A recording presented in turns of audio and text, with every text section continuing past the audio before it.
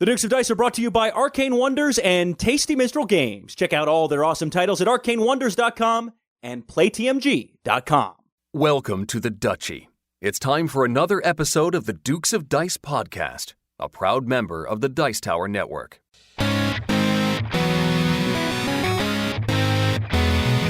Coming to you from the Duchy in the Duke City, Albuquerque, New Mexico, it's the Dukes of Dice, a podcast about board, card, and occasionally role-playing games. Today, I sit down with friend of the show, Steve Avery, to discuss his latest project, Metal Dawn, currently on Kickstarter. Then, the Dukes review Games Workshop's Blood Bowl, and they also look back at their review of Isle of Skye in their Dukes Double-Take. And finally, they bring in Matthew Ward to recap HeavyCon 2017. And now, the Dukes of Dice. Hey everybody, welcome back to the podcast. This is Sean and Alex. Dang it. Yeah, take that. All right. So eventually, you tried to time it up, but you couldn't do it. No, I was trying to cut you off. I was trying to corral you. No. You're my herd of cats, Alex. I can't be contained. I can only hope to be contained. All right. Wait, that doesn't work. I can only hope to be contained. That doesn't make any sense. Move on. Hey, this is episode 146, which we are titling Rank Me Up Before You Blood Bowl. Do. I don't know the rest of the words. Well, the rest, yeah. Yeah. Rank Me Up Before You Blood Bowl, thanks to BJ from Board Game Gumbo, which I have already called this, Alex. By the way, this is his second, right? This is his second name, yes. Okay.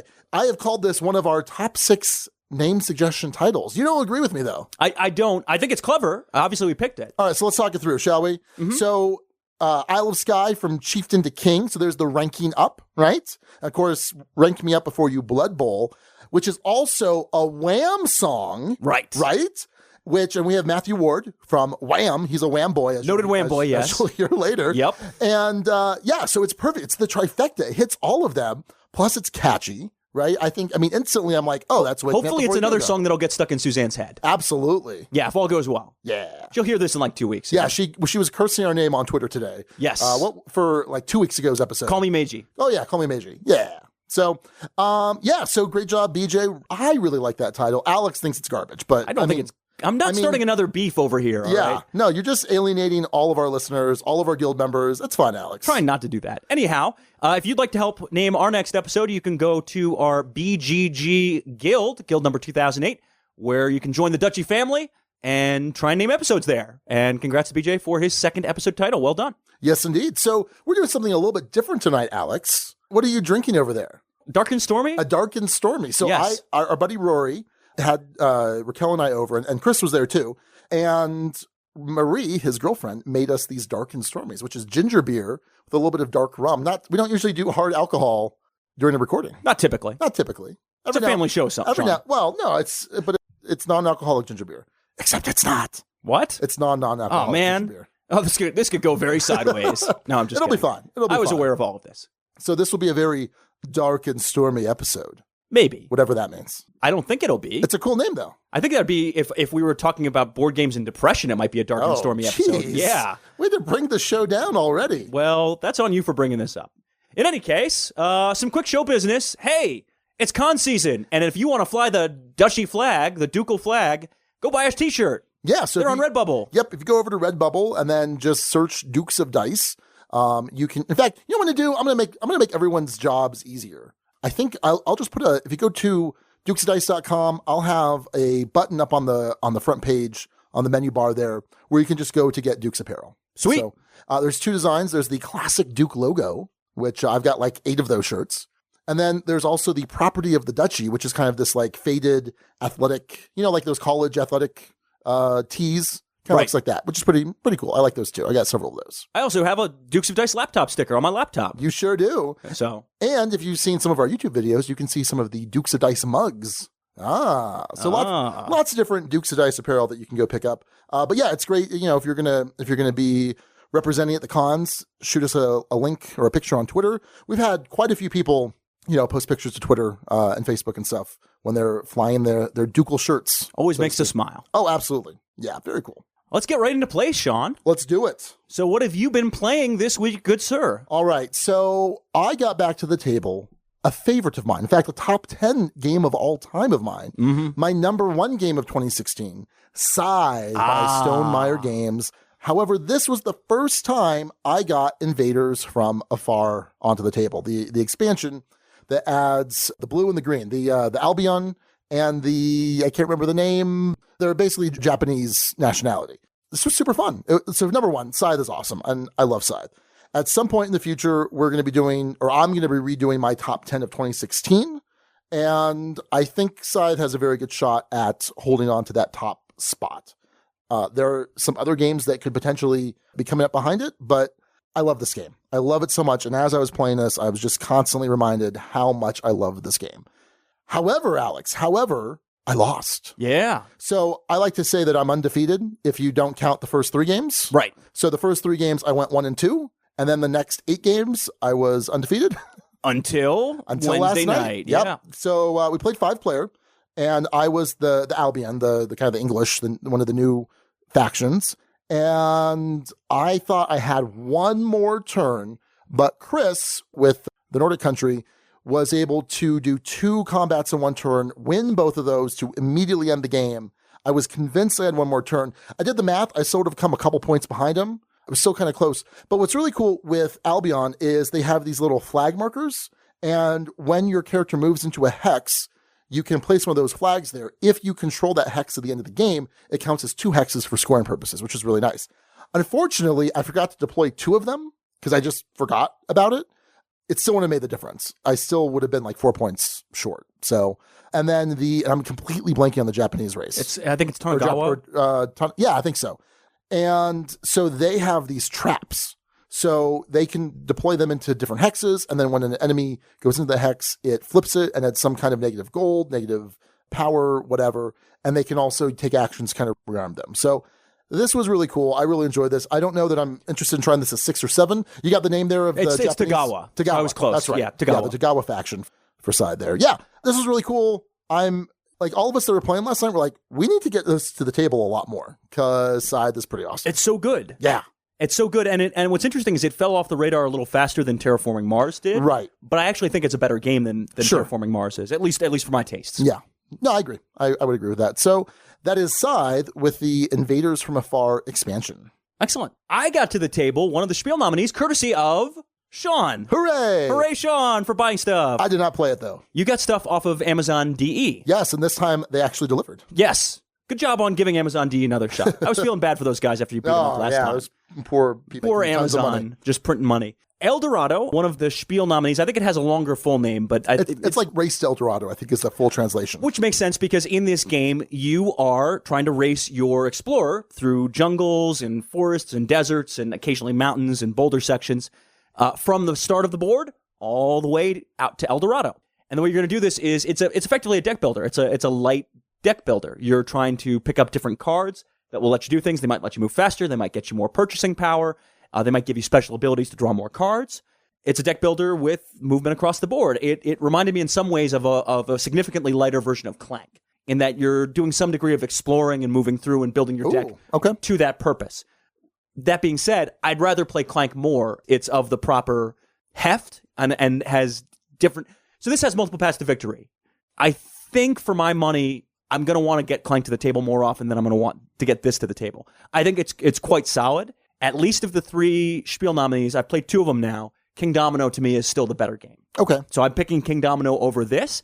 I think this is worthy enough. It's in that 3-4 range for me. And this is a Reiner Knizia game. Yes. Historically, I'm not a huge fan of Reiner Knizia, but I'm excited to try this, though. I think I'm going to enjoy this. What do you think? It doesn't feel like a typical Knizia game, if that makes sense. It doesn't feel as sort of mathy. There feels like there's more theme going on here. Okay.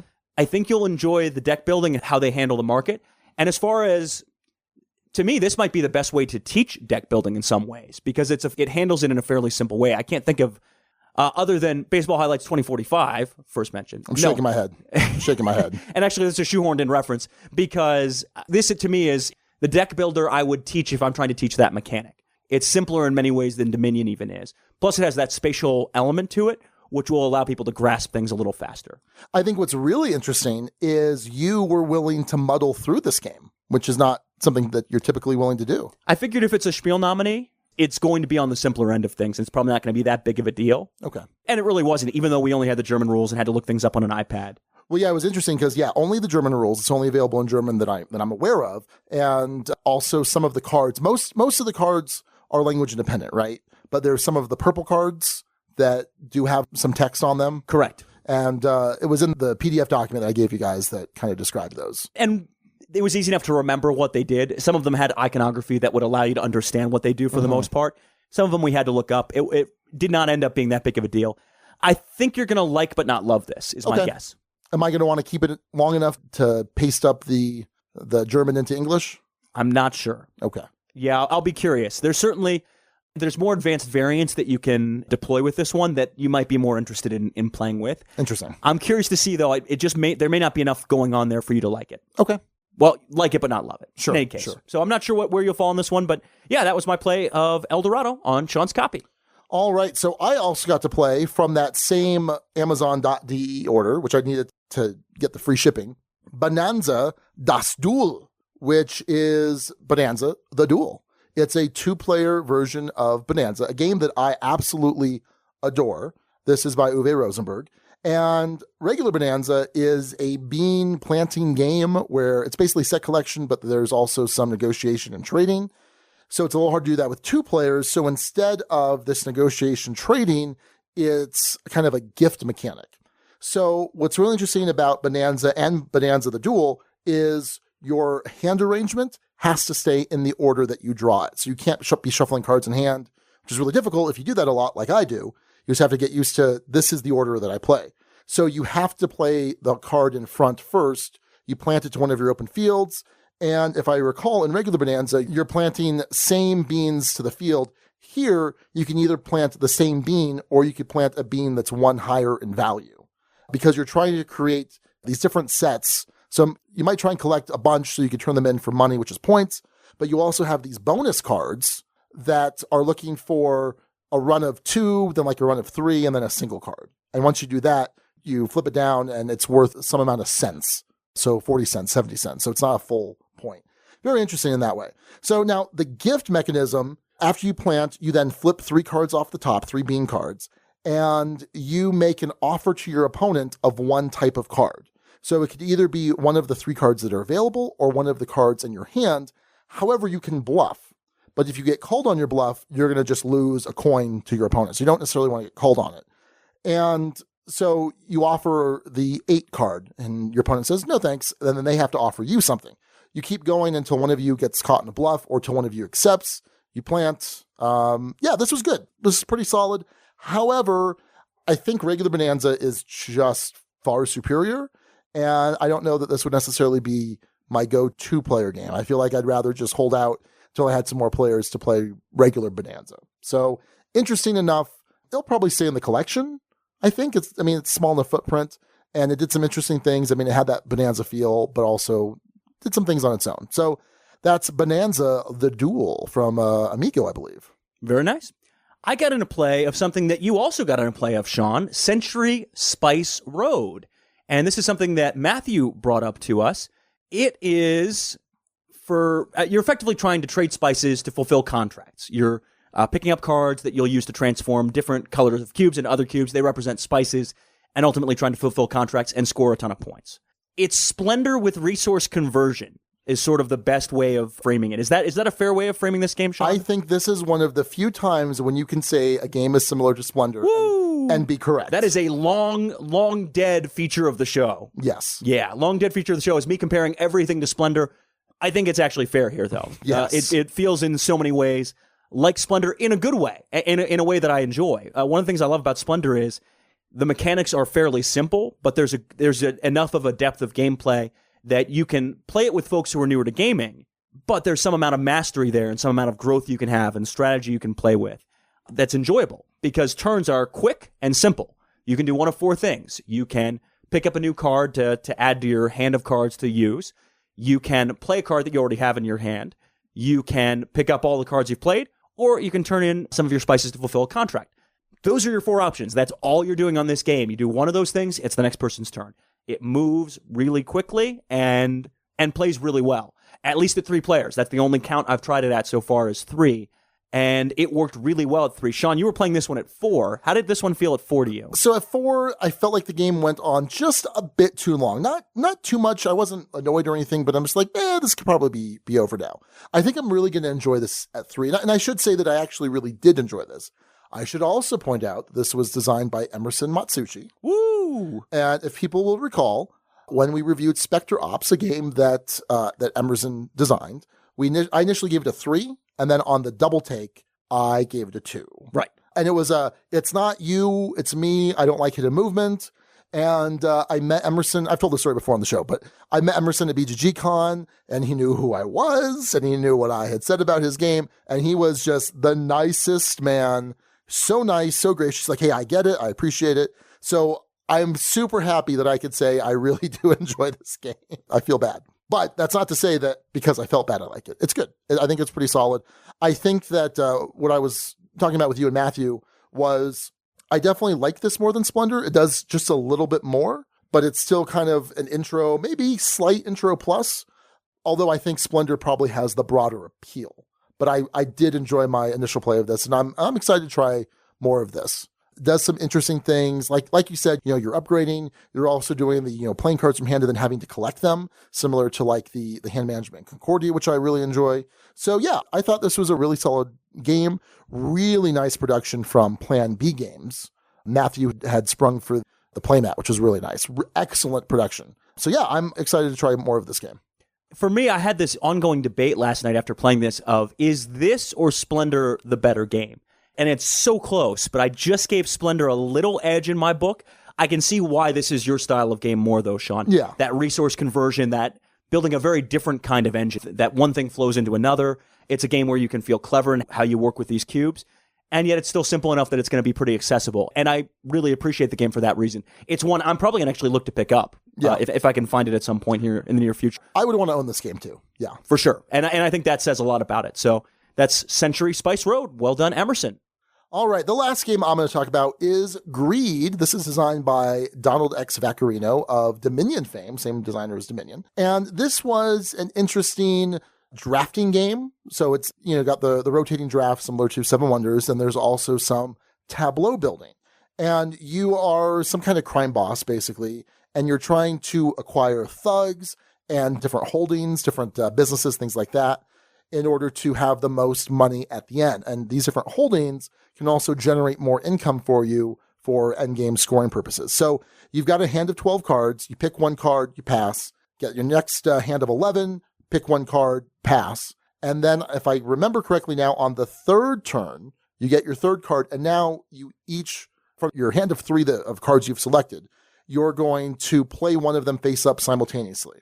And some of them will be a holding you have to pay for, might be a holding that gives you something, could be a thug. Sometimes, again, you have to pay for them. Other times, they're checking to see if you have certain prerequisites. So some of the thugs, for example, will have either a key symbol or a car symbol or a gun symbol. So you need to build up some of those prerequisites. There's also some nice little synergy that can occur between the different cards. So like, for example, I drafted this one thug who always gave me, I think it was a key symbol. But the turn after you play him, and only the turn after you play him, he also gets 2 other different symbols, but just for that turn. So I set it up, so I played him, and then my next turn, I played an action card that said I get $10,000 for this symbol, $10,000 for this symbol, and then $10,000 for the third one. So I kind of did a nice little combo there. I enjoyed this. I enjoyed this quite a bit. We played 5 players. It was fairly quick. I mean, it's kind of hard to find, these quick 5-player games where there's a good amount of depth. I came in second place. This was a night of Sean coming in second. Hooray! Yeah, something like that. The only thing that was a little off-putting was the art and theme. It was just so crime heavy, but like explicit about the crime. Prostitution and stuff like that. Like it was just a little, yeah, a bit much. And I don't know. Like I think of a game like Nothing Personal, right? Which is all about mobsters, but there's no prostitution in it. You know what I mean? And it's just a little bit, You just want just a half step too far, maybe? Yeah, I think so. I mean, I definitely could have, I don't know. It's what it is. I enjoyed the game. I would probably not pull it out with Mariah for that reason. And, but I think it's a solid game. And I wish that I don't know if the theme has held it back because you don't see it out often. I know it's pretty cheap on Amazon.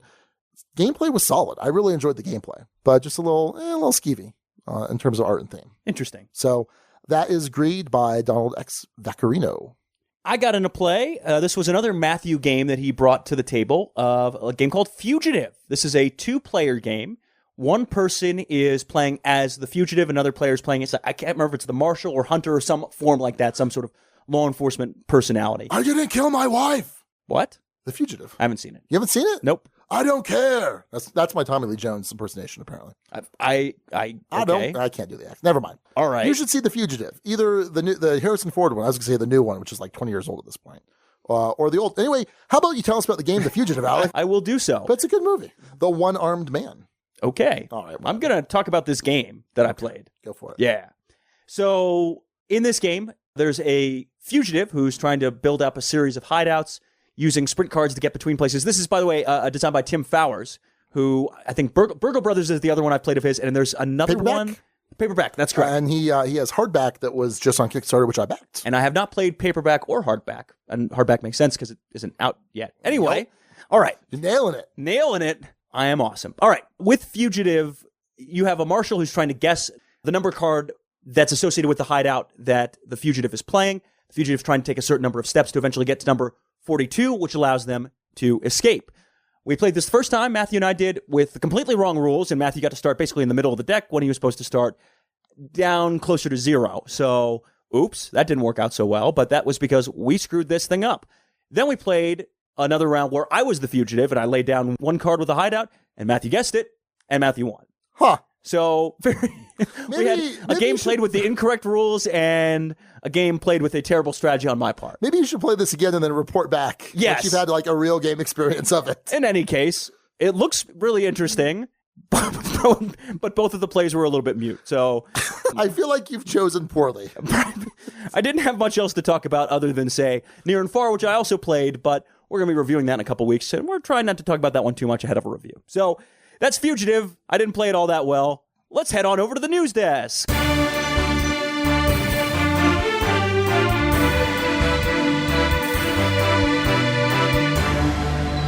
All right, first up in news, this is a bit of a big one, Sean, and it happened the day that we're recording this. Yeah. And caused a little bit of a Twitter stir, at least from what I could see. I saw on Twitter, I saw on some of the board game Facebook groups, and kind of hot off the heels of CMON announcing its map policy. Right. This is Asmodee North America announcing that it's going to now have an exclusive distribution deal with Alliance. And there's about 5 or 6 different major distributors of board games and other stuff here in the US, here in North America. And in the past, Asmodee and then some of the other, Asmodee North America and then some of the other companies underneath its umbrella now. So companies like Z-Man, Days of Wonder, Fantasy Flight, Plaid-Hat, etc., could be available through multiple distributors. But now Asmodee cited a significant investment by Alliance to communicate, support, and allocate Asmodee North America products, which it said will provide hobby game retailers with the support and inventory they need to successfully grow their business selling Asmodee's games. And that's from ICV2, who I saw had reported this news. And they quoted CEO Christian Peterson from Asmodee with this statement: "We at Asmodee have long enjoyed a terrific and productive relationship with the great people at Alliance," he said. "This deal joins the combined experience of both organizations to craft a communications and distribution infrastructure that we believe will positively affect both retailers and consumers in the hobby games market." Well, about that, Sean. Yeah, so a good friend of mine, Darren Johnson, who runs Imperial Outpost Games, he posted a couple of things on his Facebook account talking about this new policy. And basically, he is probably not going to be hurt by this because he is at the top tier of Alliance as far as for ordering products. So he gets, the premium discount because he orders a lot of stuff from Alliance. And so he's not necessarily going to be hurt by this, but he did kind of speculate that a lot of other publishers who may not be top tier purchasers from Alliance could be really hurt by this. And it's kind of interesting because sometimes retail stores will, especially for like hot games, think of a game like Scythe, think of a game like Terraforming Mars. They're going to put in pre-orders with multiple distributors on the off chance that they can't get fulfilled from just one, right? I really want to get 8 games of Terraforming Mars, but I'm limited to a certain number with this distributor, a certain number over here. I mean, like I said, I may not get the full allotment. And now that's not going to be possible for some of these Asmodee games and for companies under their umbrella. Well, and it's worth having a little perspective here in the sense that when we're talking about Asmodee North America, we're not just talking about Asmodee games. We're talking about Asmodee, Z-Man, Plaid Hat, Fantasy Flight, Days of Wonder, and Catan Studio, which does Settlers of Catan. This is a huge chunk of business that's moved from a bunch of distributors to one distributor. Yeah. And while for the most part, consumers may not, I don't know distributors offhand. Sure. I wouldn't recognize a distributor name if it slapped me across the face. Publishers I know, designers I know. What I do know is when you remove competition from a situation like this, with a big chunk of this, one, you're weakening other distributors significantly by doing this. Oh, yeah. I think there's a couple of these larger distributors are probably going to go out of business within the next year or two. I mean, I really think that. Now, I should point out, last week, I kind of was like, the map policy, CMON's map policy, the minimum advertised pricing policy, I didn't have as much of an issue with that. I know, Chaz was a little more boisterous about it than I was. This does concern me some. It absolutely does. Because like I said, I think it is going to have the effect distributors going out of business. Also, in order to get some of the better pricing, retailers are going to maybe go exclusively or near exclusively with Alliance, which is kind of what they want, because they figure, I need to get the hot new Fantasy Flight game. I need to get the hot new Z-Man game. Well, since I'm already having to order a bunch of product through them, I might as well try and qualify for a higher tier as well. So I think this is definitely, I don't know. This isn't something that you and I necessarily deal with. I mean, I have some tertiary understanding of the distributors from having worked in game shops, from, talking to Rory over at Empire Board Game Library, but this isn't something like I haven't had to, constantly deal with, different reps from these different distributors. But it does seem problematic because we've got someone that has a decent sized chunk of the gaming market, Asmodee North America, at least here in North America. And then we've got Alliance, who is one of the larger distributors. And now this exclusivity, and I should point out, there's been some exclusivity deals in the past. So Z-Man had an exclusivity deal, I believe, with Alliance, but it ended like a year ago or so. And Catan already had one in place. Right. Catan Studio did with Alliance. So, I mean, in some respect, this has already been happening, but now this is them as a block being exclusive with Alliance. I think long-term, this is a problem, is where I ultimately settle on this. I think when you remove competition in this form, when you consolidate, I don't think there's any way it's going to end up being good for consumers or retailers for that matter. I think it's going to allow pricing to be set at a higher level with less competition available to do anything about it. And I think ultimately customers are going to probably end up paying more as a result for some of the hot games. Well, and not only pricing, I'm concerned about scarcity. I'm concerned about the inability of certain retailers to get certain product. Because I think that, again, before they would have had multiple distributors to go through to get this product. And now, if Alliance prioritizes these 150 stores, I don't know, I'm just throwing out numbers there. Sure.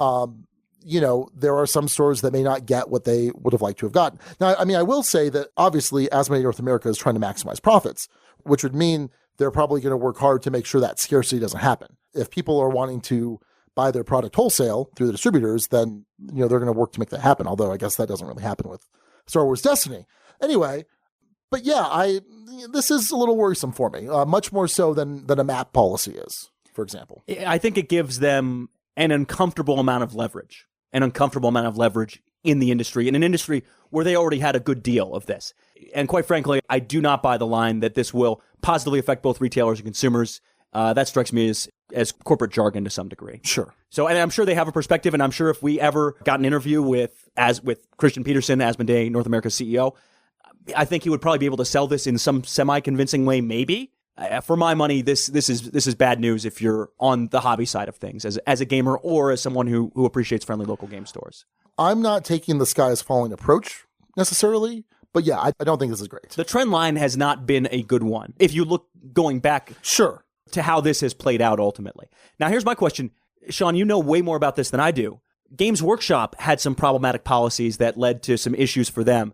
Is this starting to head in that direction? Well, actually, Games Workshop kind of reversed those policies. Right. So they had restrictions on being able to sell online. I mean, you could not sell online. There was a store that I frequented a lot called the War Store, an online store. In order to buy Games Workshop product from them, you had to call them or email them, I think. They would send you an Excel spreadsheet, and then you would email them or call them back and say, yes, I'd like item number, blah, blah, blah. Because that's how they got around that online selling of things. And yeah, they kind of had some limited releases through different distributors, but they've kind of eased up a bit. I mean, Games Workshop in a lot of ways has taken a complete 180 in a lot of respects. I'm really excited to see some of the stuff that they're doing, like Blood Bowl. A game that for years, for I think almost a decade, had been ignored by Games Workshop, but was still loved in the community. So yeah, I mean, I think that they've kind of learned some hard lessons, Games Workshop has, and I don't know though that they were ever in a position to have such a huge market share that Asmodee North America has. And that may be the difference here is simple leverage. And certainly they've done a good job putting themselves in that position. I want to end this with the ominous note that was at the end of this ICV2 article, which was Asmodee North America is also planning changes to its sales policies and retailer initiatives, which will be announced around the end of June. Dun, dun, dun. Boy, am I looking forward to that one, Sean. And by looking forward to, I mean the exact opposite of what I said. I see. Yes. You were being ironic. Sure. Or contradictory. Some form of something. Okay. Anyway, that's sort of the news that's worrying gamers this week. So how about something hopefully a little lighter? Let's toss it over to a conversation I had a day after we're recording this with Steve Avery about his newest Kickstarter, Metal Dawn. I'm joined by Steve Avery this week. Steve, how are you? Woohoo! I'm great. That's a good summary. For a lot of reasons. Yeah, I know. I'm great. I'm a teacher, and I just went on summer break, so that is huge. Summer break, woo! Huge. School's out for summer. You think the kids are excited? Yeah, the kids are excited, but the teachers are really excited when it's time to go. So that and a lot of exciting things going on, and I'm just ready for summer. So I'm doing fantastic. Well, we're having you on to talk about Metal Dawn, and I'll get into that in a second, but just so folks have the quick bio, I think you've been on the show once or twice before in the past. Who is Steve Avery? A big mistake on your part. Big mistake. So you already mentioned you're a teacher based out of Georgia. What are some of the games that you've designed with your designer hat on, so to speak? Oh man, well, I've designed a lot of games, but only a few of them have gotten actually across the finish line. But I'm the games that I have published or have published games is Nothing Personal and a bunch of expansions for that. And then my other game was Tada, which is a party game, kind of a silly, fast dice rolling stunt party game. Those are the only two that actually have gotten published so far. But at any given time, I have 4 or 5 games signed, and it's just a matter of sooner or later something else is going to get published. So I have high hopes for Metal Dawn, actually. Well, and given that it's crossed its Kickstarter finish line, so to speak, everything looks good for that one. So let's get into Metal Dawn. What are we talking about here? As best I can tell from looking at the Kickstarter, we're talking about a 1980s kind of Terminator aesthetic. What's going on with Metal Dawn? Yeah, you hit the nail on the head there. It's totally a 1980s Terminator's aesthetic. It's, in fact, I kid the co-designer Chris Bartalis. He was like, "Can you put more stuff blowing up on the cover?" There's just not enough stuff blowing up on the cover because it's got like robots and drones and missiles and lasers, and it's got the Capitol building exploding on the front cover and giant robot. I was like, you just don't have enough stuff blowing up here. I think you need to squeeze like just a few more things in there, But it totally is going after that 1980s feel. I'm actually glad you picked up on that because that was one of Chris's real focuses. He was like, I really want to capture that like kind of G.I. Joe hero feeling, like kind of over the top stuff. But yeah, this one is you are trying to defend Washington, D.C. It's got the whole Terminator 2 storyline where, the machines become self-aware. One AI beams itself up into a satellite and then is now coordinating all the information systems on on the planet, and it's also taking control of like secret military operations and stuff like that. And so you're one of every player is an agency, and they have two agents in that agency that they use to fight off this incursion. And basically, they're trying to forestall the robots destroying everything, and get enough intelligence to hack the satellite. And then once they hack the satellite, the whole game kind of shifts. The satellite crashes the Earth, and now there's a slightly different mechanic as kind of a giant robot rises from the ashes, and they have to fight off the giant robot. And that's the game. Like you hold off the robots, and you get the intel, and then you topple the satellite, and then you fight the robot, and boom, you win. Just like that. Yeah. Easy peasy, lemon squeezy. As simple as that, I'm sure.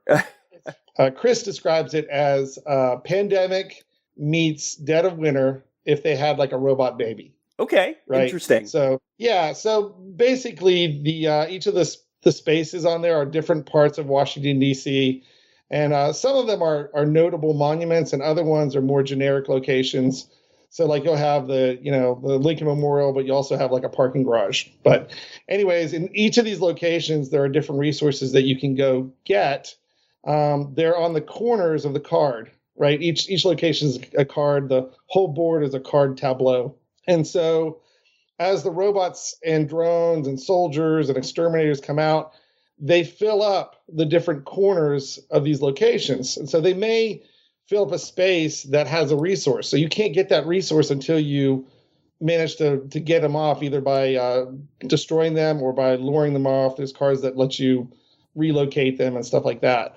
So it's a combination of kind of like resource gathering, and mostly though it's board management. The resource gathering is like super, super light because there's not that many types of resources. But depending on where they land, you might not have access to weapons this round or intelligence or whatever. So depending on what you need, you may have to manipulate those units a little bit to get to those resources. And it's a little bit like Dead of Winter too, because of all the standees.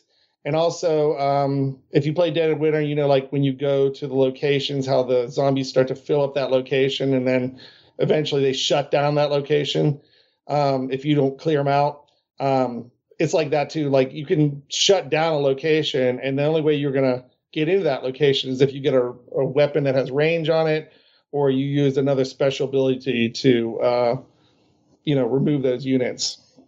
So yeah, it's a little bit like both of those games. Got it. Cool. And what I thought was interesting was, you have the base game you can back on Kickstarter, and then there's also the deluxe edition. And the deluxe edition, among a bunch of other things, includes a possible competitive mode with this. It sort of turns this into an area control game, right? Right. So the competitive game takes place right after everybody has destroyed Dominus. So now you have these different factions, and they're all grappling for power. Like, for instance, the military might want to take over, or the UN might want to take over, or the intelligence community might want to take over. So it becomes kind of an area control. The spawns come out less. It's more about they're like hotspots pop up. It's really about scoring points. Different areas come on. Different areas become valuable through the course of the game, and so your guys all rush to that area to try to dominate those points. Or you might decide to not get involved in the fray and instead spread yourself out and maybe get less points, but in a lot more places, right? So, and the other thing is that Dominus is not completely gone. He's just he's become fragmented. So you have kind of like human survivor factions, and you have a few Dominus factions. There's like a couple different storylines with him. In one story, he's trying to reboot his whole systems and go back to his initial programming. Another one feels like it's evolved past its initial programming, which is kind of like a new version of itself. So it's the old Superman story. Remember when Superman split into different pieces there, and you had like the fake Superman and I don't know. Are you a comics junkie? not as much as some of our listeners might be. Okay, well, anyways, it's the whole idea is that there's kind of split factions and they're fighting over the area locations there. So Yeah, so yeah, it's pretty neat. I like the fact that it continues the storyline. As much as possible, we try to make the components work in both versions, so that when you get that second expansion, or I mean, really, it's kind of a standalone game, but the components are completely compatible. So you can take stuff out of the competitive game and put it in the cooperative game. Not everything transferred like 100%, but I'd say at least 85% of the components can be used in both versions. So yeah, it's kind of neat. I like it. Cool. And for folks who are looking at backing this, interestingly enough, all of the stretch goals basically became unlocked once you guys hit the funding goal. And there may be some more of a story behind that. What's going on with that, Steve? Honestly, I think that Chris and Jim, Chris Bartolis and Jim Sammartino are the guys that run everything Epic Games, and I think they were really grappling with the best way to present that. It was a little confusing, this expansion that is the second game, and the way they listed on the Kickstarter, they were starting to get a lot of questions on well, what am I missing out of? If I don't get the second game, what's being pictured here in this image, all that kind of stuff. I think there was some confusion there. And so they told me they were restructuring the campaign. It was a surprise to me that they unlocked all the goals. I was delighted by it. I'm hopeful that they didn't get any backlash from that. You never know what people are thinking on Kickstarter. Some people are going to be like, oh, great, we got all the stretch goals. Other people will be like, oh, well, they're always going to throw it in anyway. So, really, I don't feel like it was a good value. I know one of the things that really motivated them, though, is that, Zombicide went up just a few days afterwards, right? So as soon as a big game like that hits Kickstarter, a lot of backers from all games jump onto that big Kickstarter. And of course, you only have so much money to spend. So you're like, oh, wow, if I want Zombicide, I'm going to have to maybe cancel some of my other Kickstarters. And I was talking to some other people. Ironically, I have 3 other friends that are also running Kickstarters at the same time, just by happenstance. Well, how it is. You get to know people in the community. And so every single one of them had the same story, that, their pledge levels dropped, that everybody was excited about Zombicide, and they were struggling to recover from that. But, I just feel like it's just par for the course. You can't foresee everything that's going to happen, and you just got to roll with the punches, basically. Gotcha. Yeah. So makes total sense. And I'm not a Kickstarter junkie. I don't know. Is that something that you follow a lot? I kind of dabble a little bit. I look at it occasionally, but I don't really follow it intensely. So, my speculations may be way off base, but that's just where I'm coming from. No, fair enough.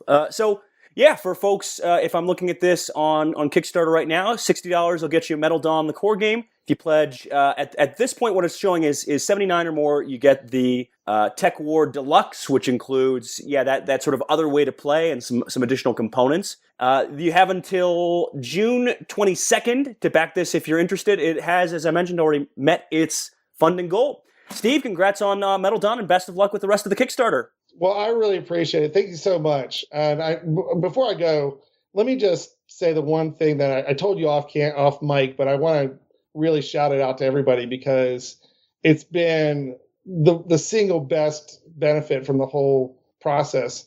I have had so many friends reach out to me and just say, just like you just said, good luck with that, or hey, good job, or hey, I'll spread the word for you.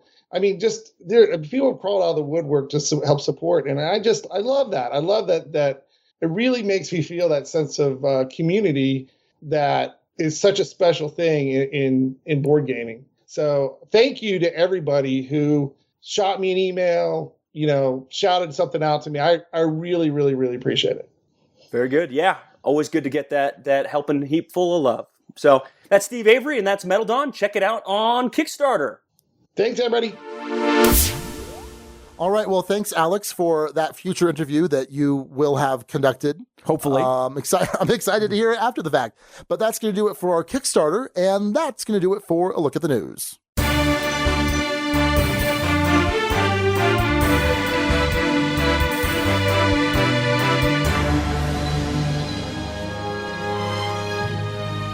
In these turbulent times, you can't just let yourself become adrift in the flow of history. Instead, you need to Wait. Hang on. Yeah. Aside from your presidential speech here, Sean, and this isn't Independence Day, so ease up. That sounded like an interesting name for a game there, Flow of History. Is that being done yet? Yeah, but there's no aliens involved like Independence Day. Oh, okay. So Flow of History is yet another innovative game designed from Taiwanese designer Jesse Lee, who also designed Ponzi Scheme. This is a civilization game where players are developing their nation using a unique bidding and price-setting mechanism to purchase new cards. But what is paid to the supply might also be harvested into the pockets of other players later, which puts a bit of a twist on your strategy for bidding and also cleverly simulates an economic inflation for the game. Flow of History is up on Indiegogo right now. Tasty Minstrel Games recently moved their Flow of History campaign from Indiegogo to Kickstarter. It's being done by Tasty Minstrel Games. You can check out that game and all of TMG's awesome titles at playtmg.com. All right, this week we're taking it to the gridiron for a game of fantasy football, emphasis on fantasy, that's been around a long time but has gotten new life. We're talking Blood Bowl. Are you ready for some Blood Bowl? So, Blood Bowl is an oldie, but in my opinion, a goodie. This actually first came out in 1986 from Games Workshop. That was the first edition. Now, the edition that I first started playing with was 3rd edition. That came out in 94, but I started playing this in the early 2000s. So what we're kind of going to do here is we're going to talk a little bit about the new edition, the 2016 edition. But I'm bringing in a lot of experience having played this game for the last 16, 17 years. A game that I've probably played this in real life at least 150 times. I've probably played it at least as much on the computer, if not more. So like you mentioned, Alex, this is a game of fantasy football. This is fantasy in the sense of orcs and goblins, etc. It's set in the Warhammer universe, where it's called the Old World. It's got, it's medieval with orcs and rat men and undead and things like that. And it's kind of a weird alternate reality of that, where instead of killing each other as much as they do in the Warhammer game, they play football together. And it's kind of a weird, goofy theme, and it somehow works. It somehow is just fine. So what you're going to do is you're going to build a team. You're playing American-style football. This uses some high-quality Games Workshop miniatures, or in the past, some lesser-quality Games Workshop miniatures. And you're building a team, and you're setting them up. You're going to do a kickoff. You're going to do a kickoff reception, right? Just like a normal football game. But what you're ultimately doing is you're taking turns activating your entire team. Hopefully. You're going to pick one of your players. You have the option to move them. You have the option to throw a block. That's if they're adjacent to an opposing team.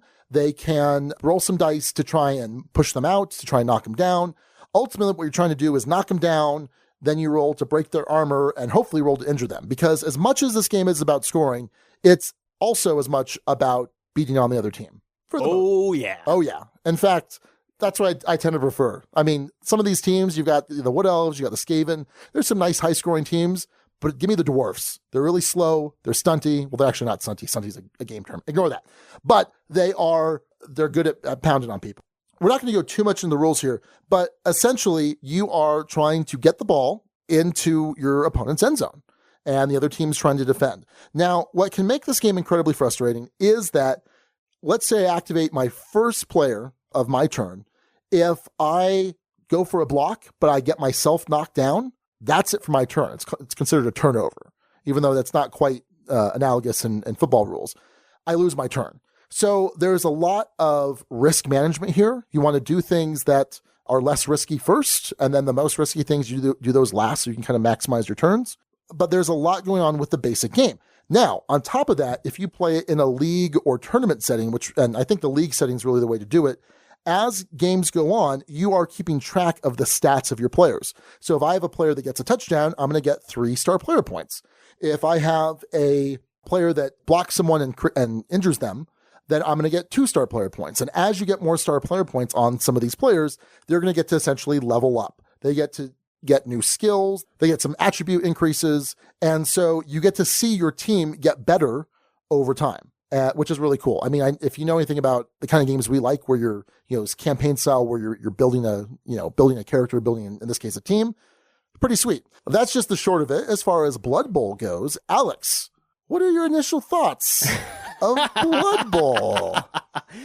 So I actually think the formatting of this that we would typically do. So a standard way that we'll do a review of game, general impressions, rulebook, components, art, gameplay, innovation, theme, and then we'll give a score. Yeah. I think that, for interesting reasons, that doesn't fit perfectly here, and I think there's a better way of doing this. Because, Sean, this past weekend, I got my first experience of Blood Bowl in the form of a Blood Bowl tournament. Hooray! Yay! Hooray! This was organized by our good buddy Chris Holm, who is an excellent event organizer in general. Oh, fantastic. Does an amazing job, and really an awesome dude in general, and does a great job with events, and did a great job with this event, as he does with all events. But man, was I exhausted at the end of all of this. You sure were. This was a long day of Blood Bowl, Sean. And keep in mind, I'm coming into this game fresh. It's been around for a long time, but this is my first experience with fresh eyes. I watched a rules overview. I came in to play this, sat down, got a team. We were going to scrimmage, and all of a sudden we're actually just playing a game. Okay, excellent. So we ended up playing over the course of the day 3 games of this. The third game is the one I want to focus on for the purposes here, Sean. Because what happened was, the first 2 games I won by some miracle. I won the first game 2-0. I won the second game 3-2. And you were playing with a human team. Playing with a human team against, at one point, a team that was effectively a human team, but with nuns. Yes. Which was really funny. And an orc team. So those were my first 2 games and first 2 wins. Sean, you had your stubby dwarven team. Yes, the Chaos Dwarves. Yes. Which are not technically part of the new edition, but there is a long-standing version called the Living Rulebook 6.0, which is kind of what we played with, sort of. And so they're available there. And I had some custom models that I had made. I kind of ordered. They're from the Chaos Dwarf Hell Cannon crew, and I did some modding and things like that. Very proud of this team. As well you should be. Because you also came into your third game 2-0. Yeah. And the way this tournament formatting worked was we squared off in the finals as a result of that. Yep. Both 2-0 teams going toe-to-toe. And because it was already going to be a long day, after 3 games, no overtime, you'd see who was the winner. And effectively, it came down to Sean and I. And in the case of a tie, I was going to win because I'd scored more touchdowns. That was the first tiebreaker. And I think I might have had you on differential, too. Probably not, actually. Well, and part of it was that the dwarves, any dwarf team, because there's the Chaos Dwarves, regular dwarves, are typically not a high-scoring team because they are so slow, but they're really good at just pounding face. And humans are sort of a balanced team. They're not quite as quick as, say, the Skavens. Right. So the humans have a lot of different positions. They have linemen, they have these blitzers, they have catchers and passers. Whereas there's a little bit less variety in some of the other teams. Less specialization, I should say. So we got into the match here. I go up 1-0. And we're about to head into half, and Sean is about to break through. He's getting ready to head into the end zone with one of his centaur folk. I don't know the exact name of this. Bull centaurs. Half dwarf, half centaur, half horse. If you're thinking about this in football terms, Sean is at about the 5 or 10 yard line. Yeah. He needs to move 2 spaces into the end zone, and he's getting ready to do his move, and he has to make a D6 roll to get in there, and it's 50-50. And it comes up, he fails and falls on his face and doesn't score the touchdown. Yeah. We go into halftime. I'm up 1-0, keeping in mind that a tie is good enough for me to win this game. Right. And we've kind of established this at this point. I'm like, oh, that's the tiebreaker. I knew that I was going to have to score 2 touchdowns, which is not something I usually do with this dwarf team, because you have one half where you kick off, the other half you receive. I chose to kick off, and I was just like, okay, I just need to play prevent. Not necessarily trying to get the ball. I just need to play prevent. Then I'll score my 1 touchdown, because it's going to happen. It's just this slow, steady cage that happens. And so I said, okay, I need to score this first half to make sure I can win this game.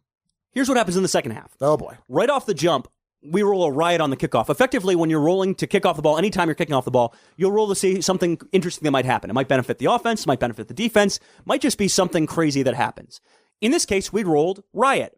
which ended up losing a turn off of the round. So Sean, already needing 2 touchdowns with a team not known for scoring very quickly. With 8 rounds, I had to go with, right? 8 turns. So you basically get 8 turns and a half. Yeah. Sean loses one of those right off the bat. This is not a good thing for Sean. No. Luckily enough, he's playing against me, someone who's not played this before today and doesn't know what he's doing, effectively. Even in game number 3 of this on this quite long day. So Sean ultimately gets the ball off the kickoff and somehow makes his way downfield. And you're in position again with the Bull Centaur, running downfield, getting ready to score. I happen to have a freebooter wizard, which is a guy who can just zap you from off the field and you can't do anything about it. Knocks the ball loose. I send a guy over there to run and scoop it up and then make the silly decision of trying to throw it out of there. Yeah. I fumble it on the spot. Bad idea. Hey, guess what? First time playing this. I don't feel super bad about it.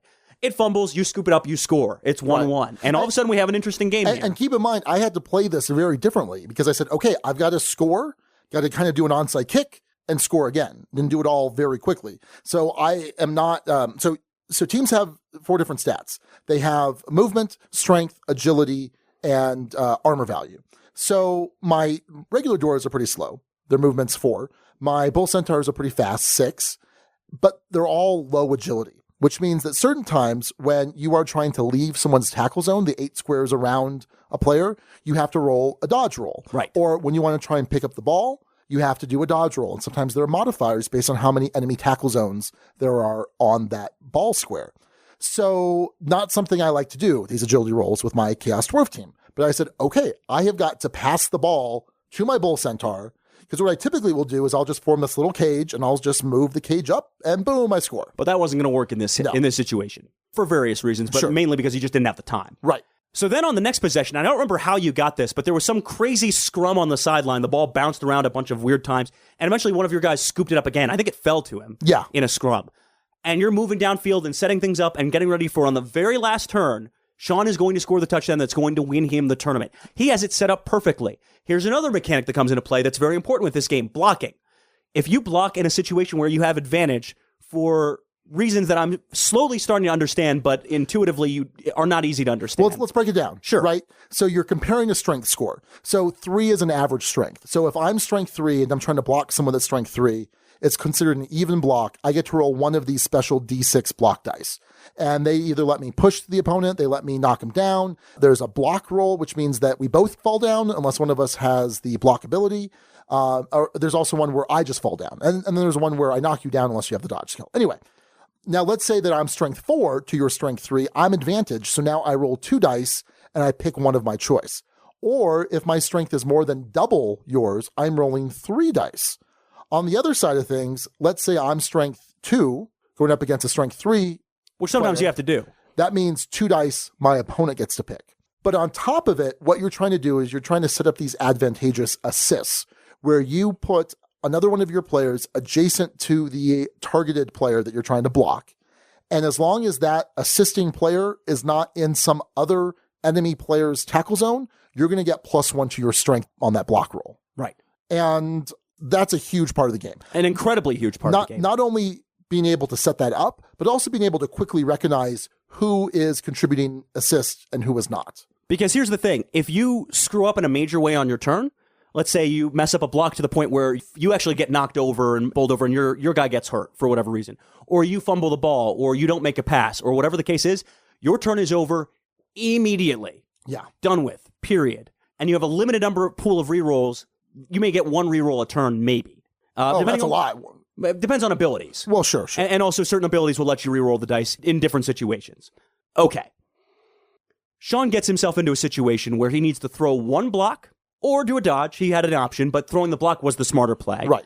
And he was going to spring his guy loose and walk into the end zone to win. And I set it up correct so that I had more than double strength. Right. He had 1 block. Yeah, he got to roll 3 dice. And as long as one of those dice was something that was going to be a push or a knock me over or something, it was going to be all hunky-dory. Sean was going to win the tournament and the game on the last turn. Nothing I could do about it. And we did the math. Yes. It was literally, I don't mean literally figuratively, I mean literally, 96%. Yes. In my favor. Yes. 96%, Alex. 96%. And you didn't have a reroll. I did not. At that stage of the game. The 4% came up in my favor. Sean rolled 3 skulls. I did. And which effectively means his player trying to block me fell so badly, his turn ended. For some reason, that caused the turn to end. I would equate it to maybe you got a penalty on the 10. I don't know what the exact football translation of that is. Mm-hmm. Ultimately, it was a devastating result because Sean, after having dominated this game, ends up in a tie, which ended up losing him the tournament as a result.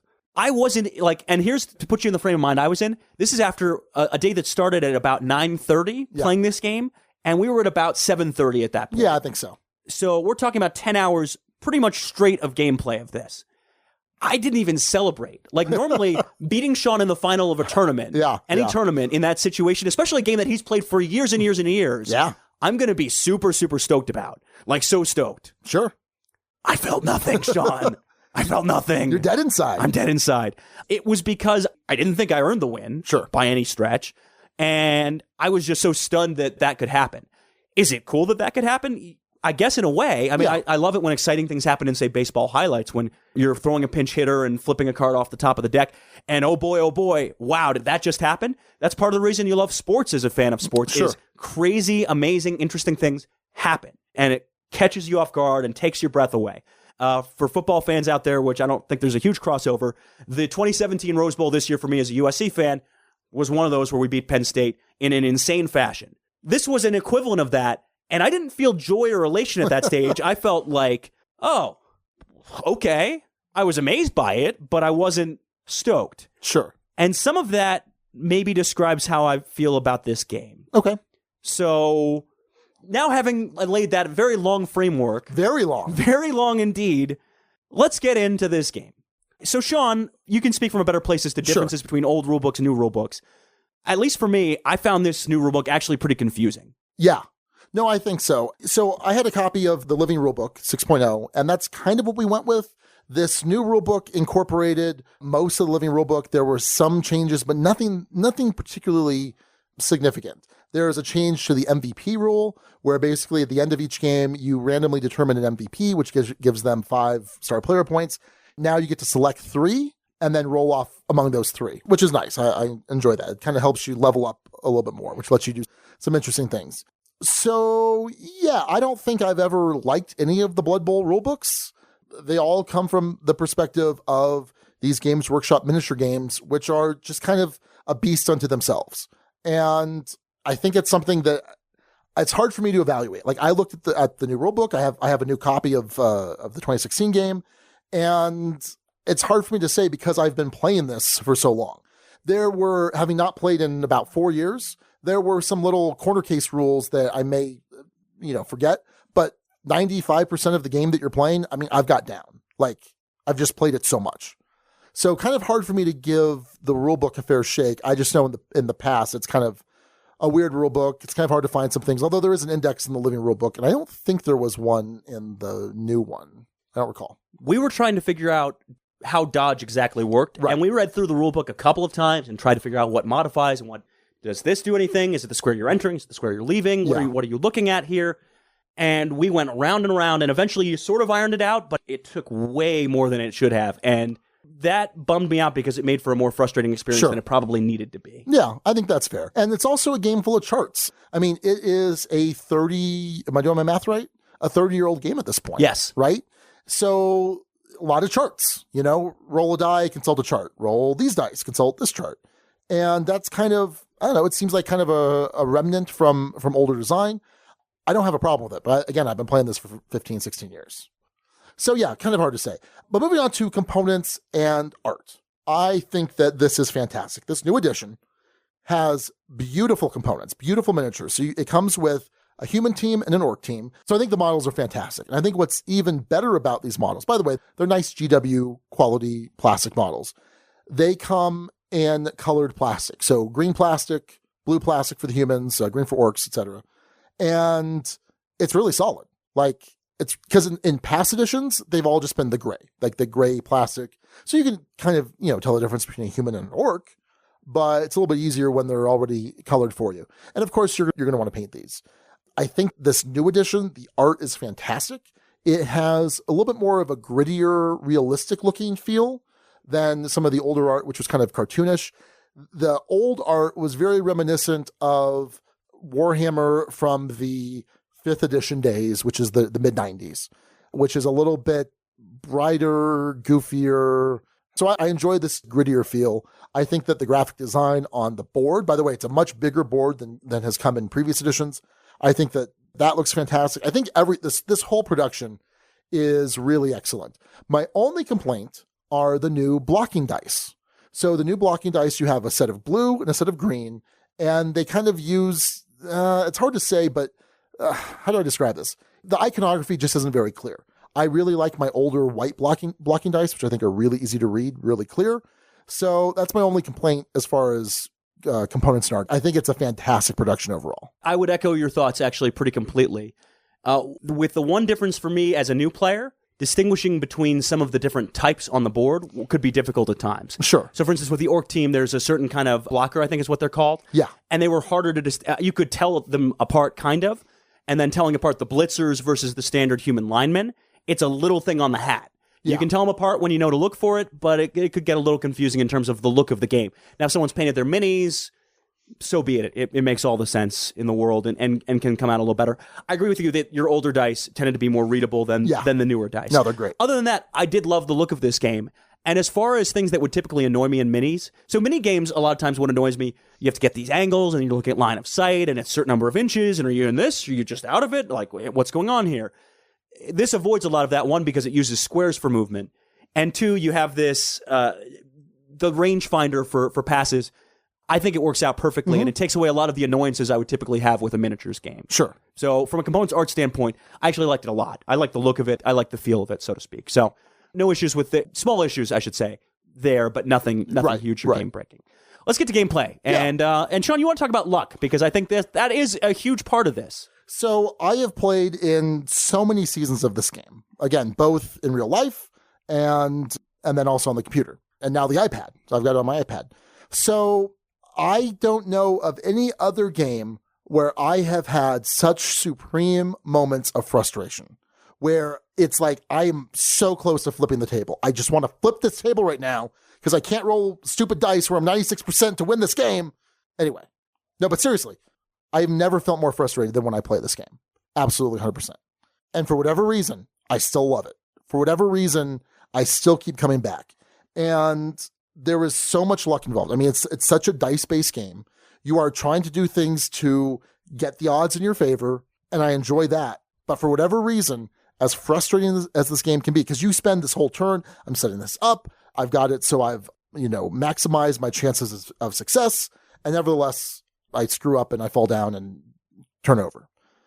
It doesn't bother me. I mean, it bothers me in the moment. Don't get me wrong. In the moment, I'm supremely frustrated. But when I look back at the game as a whole, look back at all of the play experiences I've had, when I look back at the times where I need a 6 to pick up this ball, I got it, or even just a 4, or whatever. It doesn't matter.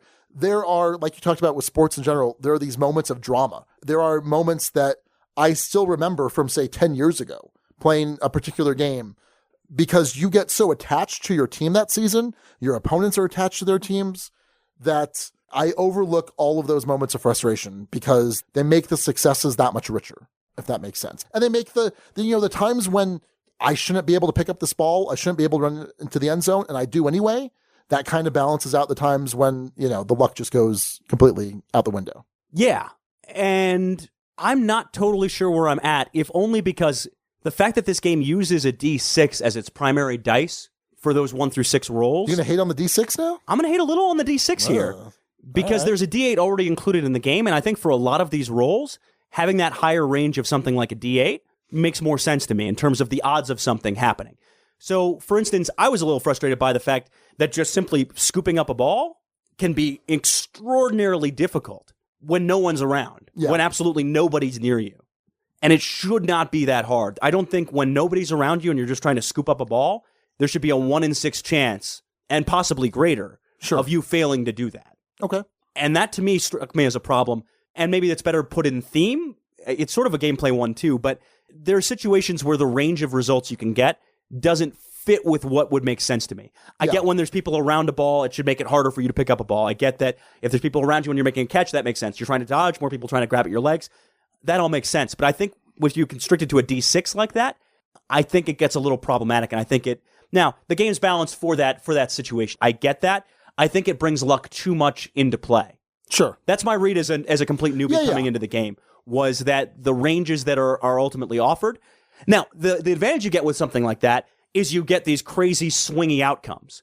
But you can also get these moments of supreme frustration, I can't do anything right, nothing's going right for me kind of thing, where you kick a ball into what you think is a safe area of the field and it goes out of bounds. And all of a sudden your opponent's holding it in hand. Oh, and by the way, the roll off the bat let the opponent move all of their pieces one space. Sure. None of those things is going to murder you individually, but enough of them stack up. I could absolutely see getting to a table flipping moment with this. Let's add on top of that in a campaign mode, which is I think where this thing shines. You do a full season of this. And I even in a 3-game tourney of this saw some of this appeal, where you start developing attachments to different players. I named all of my players. I gave them really dumb names. One of my quarterbacks was Sir Throws-A-Lot, and the other one was Sanchez, which NFL fans will recognize as referencing Mark Sanchez, the former USC quarterback who flamed out after several embarrassing moments. And a couple good years too, I guess. Anyway, and I got attached to one of my linebackers, Sir Sax-A-Lot, who ultimately had really good agility and awesome ability to block folks bigger than him, and had really cool moments, scored a bunch of touchdowns for me. And that's cool when you can track a player and you can develop an attachment to a player. And it adds to the devastation when someone badly injures your player, maybe gives him a lingering back injury, or, hey, this is a strong not a strong but a possibility, just straight up kills your player. Yeah. Which can happen. It is a terrible feeling when you have your star player who has been with you for most of the season, who has acquired 3 new skills, who is the backbone of your team, and they just die. It is devastating. Yeah. And I could see that even in a season that if that guy had gotten hurt for me or gotten knocked out of a game for an extended period of time, I would have been like, oh man. And I love that you can develop that attachment to a team. Yeah. I'm actually a huge fan of that. And I can see where you get those moments of frustration because it is that swinginess. And it's why I have such a hard time formulating an exact number score for this one for me. We'll get to that in a little bit more of this. The other thing in terms of gameplay is you get things like blocking that take a little while to intuitively understand, and turns can take a long time when you're new to this game because you have a potential of moving 11 different players to do 11 different things. Now, if you're moving all 11 guys, you've actually probably had a pretty good turn or a very, very cautious turn. The idea of this being that typically on a turn, you'll try and prioritize moving your guys into position first, then doing stuff where you have advantage, and then doing stuff that's a little bit shakier. And that's usually the safest way of executing a turn. That can take a while, Sean, when you're new to this, because you have to figure out where you have advantage on blocking. How can I move this guy into position to set up advantage for blocking? Oh, that doesn't actually work as well as I thought I did. Well, dang it. Now we have to undo this because we're playing this a little bit friendlier. This guy has a passing ability. Well, okay, he's throwing here. Let's do this check. Okay, then this check, then this check. The turns can take a while. And certainly, if we'd done the tournament format where you limit it to 4-minute turns, that would have made things go faster. But I would have been out of my mind confused and probably done even more dumb things than I already did. Yeah. So it's a harder one for new players to get into is what I'm getting at. Yeah, I would agree with that completely. I mean, did you notice when I was taking my turns that they were fairly quick? Yeah. Yeah, you were, because you have experience. Well, right. And it comes down to being able to recognize quickly, oh, boom, 1 assist. Oh, boom, that cancels that. Oh, I need to roll this. And I noticed my first game, I was a little bit slower because I was getting back into it after 4 years. But come second game, everything had just kind of flooded back. So it definitely is something where there is a steep learning curve, but I think it's one that is probably worthwhile. I mean, well, no, to me, it's definitely worthwhile. The other thing that I really love about this game is, and Chris was going to have a comment from the guild here in a second, but he likens it to a chess match. And in some ways it is. But I take it a little bit beyond that, where you say to yourself, okay, my goal this turn is to accomplish this. You know, maybe it's not score this turn, but set myself up or move this particular person here.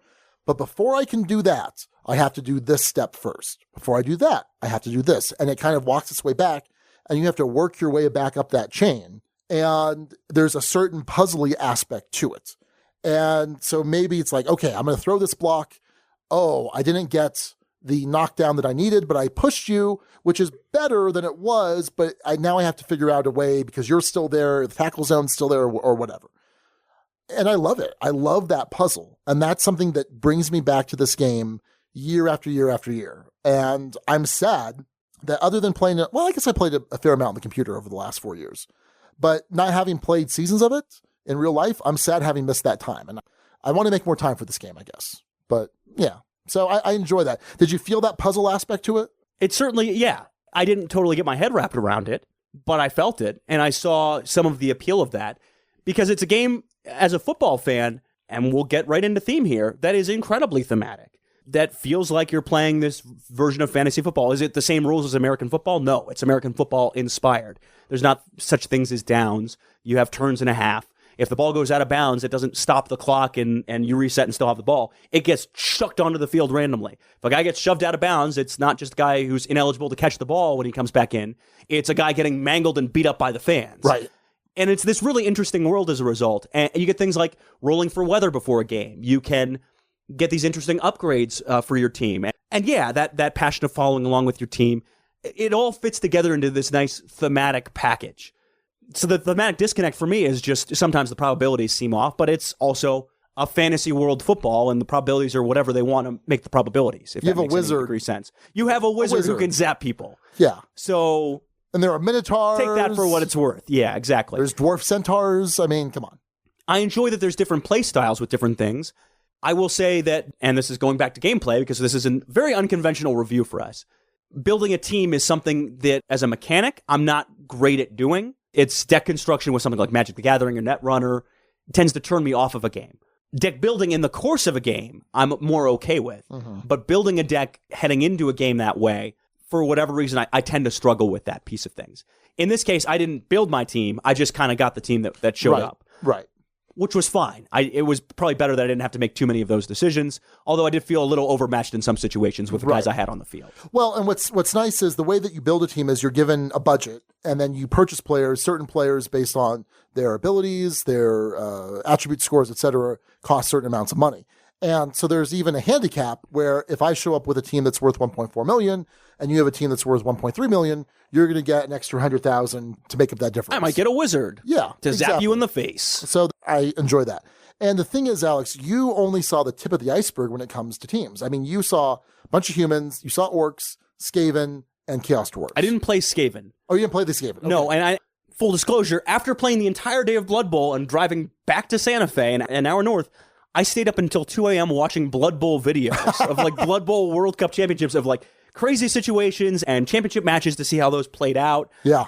And I was fascinated by the game in a sense, and would have, and this is another piece we can kind of get into, I'd love to play this online or on an app, on a tablet, some form or fashion like that.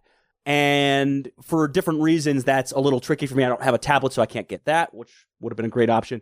And Blood Bowl 1's not for Mac, it's just for PC, as best I can tell via Steam. So I can't get that. And Blood Bowl 2 is probably a little bit too beefy for my computer. I think I'd have more fun playing this on a computer than I would on a table. That's the same way I felt with, say, Sentinels of the Multiverse. Part of the reason for that is the app, the computer, can show you when you're going to have to go for it, can show you when you're rolling 2 dice your advantage. It does a lot of that calculating for you. Sure. And I don't know what that says about the tabletop version of the game. With Sentinels, I think it hurt it. And I think with Blood Bowl, at least in my estimation, it hurts it for me. Okay. But going back to what I was saying. Yeah, sorry. I took that over.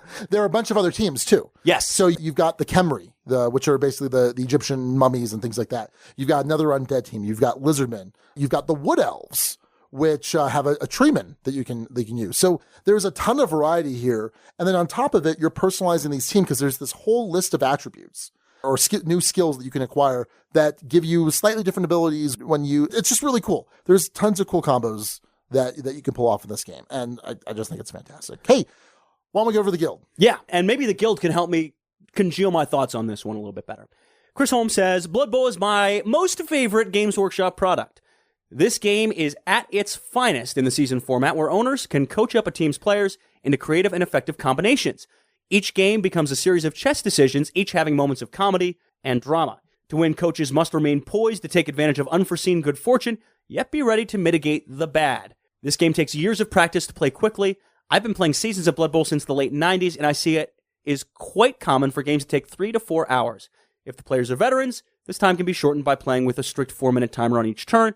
This is how many hardcore tournaments are played, but usually I find it's best to plan to play just one game in an evening and take a week to rest up for the next match. The new cards in the 2016 version all seem to be fun, not swingy. There's a draw 2, keep 1 card rule. I encourage all players, especially new ones, to play with the special play cards whenever they can. And I should say, out of the 3 games I played, I only played with that feature in 1 game. We actually didn't play with it in the final, right. which could have been really fun to do. In my second game, there were some really cool cards. I got a card called Blackmail, which for 1 turn, I could treat one player on the other team as if they were mine. Yeah. That was an interesting situation, and basically I used it to get a touchdown. That seems swingy. Yeah, it was swingy, Sean. I basically was able to use that person to move out of the way and free up tackle zone so I could just waltz into the end zone. Okay. So, and there are other cards that do different things. I can't remember exactly what all of them do. I didn't look through the whole deck, and we only played with that once, but it certainly seems like those could add some interesting swingy things to the game, which might come into play. So, that's one side of this. Here's the other side of it, though. This is Jesse Metcalf. Sean? He says, I try to get back into it, but I think the memories and nostalgia are better than the game itself. It seems to me that beefier teams fare better over a long term. Sure, elves and Skaven can dash about, throw a pass, and maybe score points, but getting knocked about and injured by their low armor value means the slower, stronger, better armored teams will fare better over the course of a season.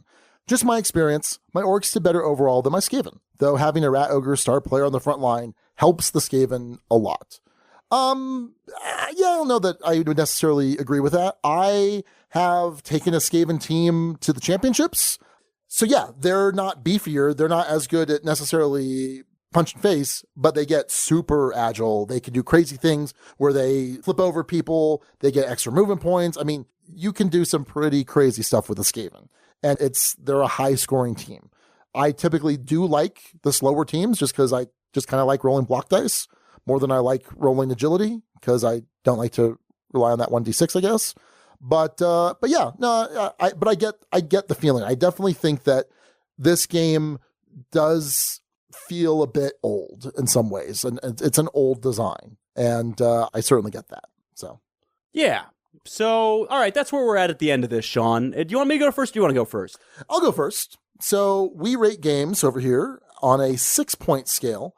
A 1 is poorly designed but playable. A 6 is an all-time favorite that's a contender for the top 10. And then a little bit of everything in between. So I'm going to give this game a 6, Alex. What? An all-time favorite that's a contender for the top 10. And we kind of talked about this last night. Right. And you said, well, has this ever been in consideration for your top 10? And without going too much into some of the other details, no, it hadn't been. But I hadn't considered this type of game. I hadn't considered games like Magic, other LCGs, anything that I kind of consider lifestyle games, so miniature games, etc., as actual contenders, because I didn't feel like it's the focus of what we do here. But Alex, I love this game. I've loved this game for 15 years. Since the first time I played it. Since the first time, someone said it was Bob at Imperial Outpost. He said, "Hey, you should play in our Blood Bowl league." And I'm like, "I don't have a team." He's like, "Here, I'll let you borrow one." And so we played a game, and I'm like, "Oh, this is really cool." I went out, I got a team, painted it up. It was Lizardman. It was Lizardman, yeah. And I love it. I just love this game, Alex. It's fantastic. And I mean, think about it. As much as I've played this game, a 6 makes sense. I mean, it really does. As much as I enjoy it, as much as I keep coming back to it, a 6 absolutely makes sense for me. And I am excited I think we can build a small casual league at Empire. I think that can happen. And I'm excited to get some stuff painted up. I'm excited to bring my cast dwarves out some more. I'm excited to go through that mess over there, Alex, and find some of my other teams hidden somewhere, pointing to the basement here in the Duchy. So yeah, a 6.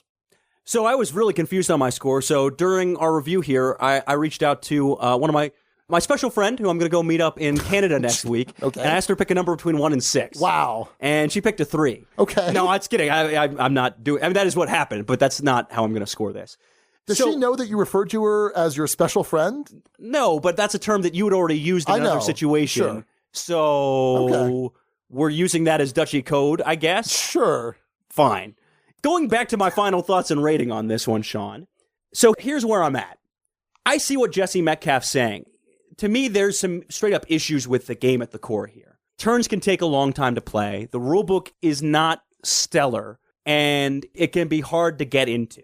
And I think if I were looking at this as a standard game, apart from things, it probably would be in that 2-3 range for me. Because there's some straight up frustrating things. And a lot of arcane die rolls and charts to go through, and not stuff I typically enjoy. What saves it for me, Sean, is the theme of this. Okay. I am a sports guy. I'm a sports fan. I enjoy this as a spectator type of game. Now, look, this isn't going to come anywhere close to baseball highlights in terms of toppling that. That combines gameplay and theme in a way that is so hard to top until Mike Fitzgerald comes out with Hockey Highlights 2032 or some version of something. That I don't, by the way, know he's coming out with that. I hope he does, but I don't think that game exists.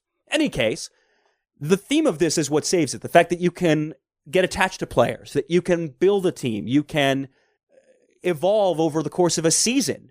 Teams can do better or worse. You build up fans. There's an ongoing element to this that's really appealing to me. And some interesting, cool things that happen as far as the game goes. It does feel like football and a fun version of football. And there's something really entertaining about crunching someone to the turf or shoving someone out of bounds and seeing them knocked out for the rest of the game. Oh, yeah. That's satisfying. There's a lot of satisfying things to this game. And while I agree that the core gameplay is not stellar to me, part of that might be I haven't figured it out enough. At the end of the day, I'm considering buying a team for this, Sean. What? I'm considering getting my own team, and I think that alone says a lot about this for me.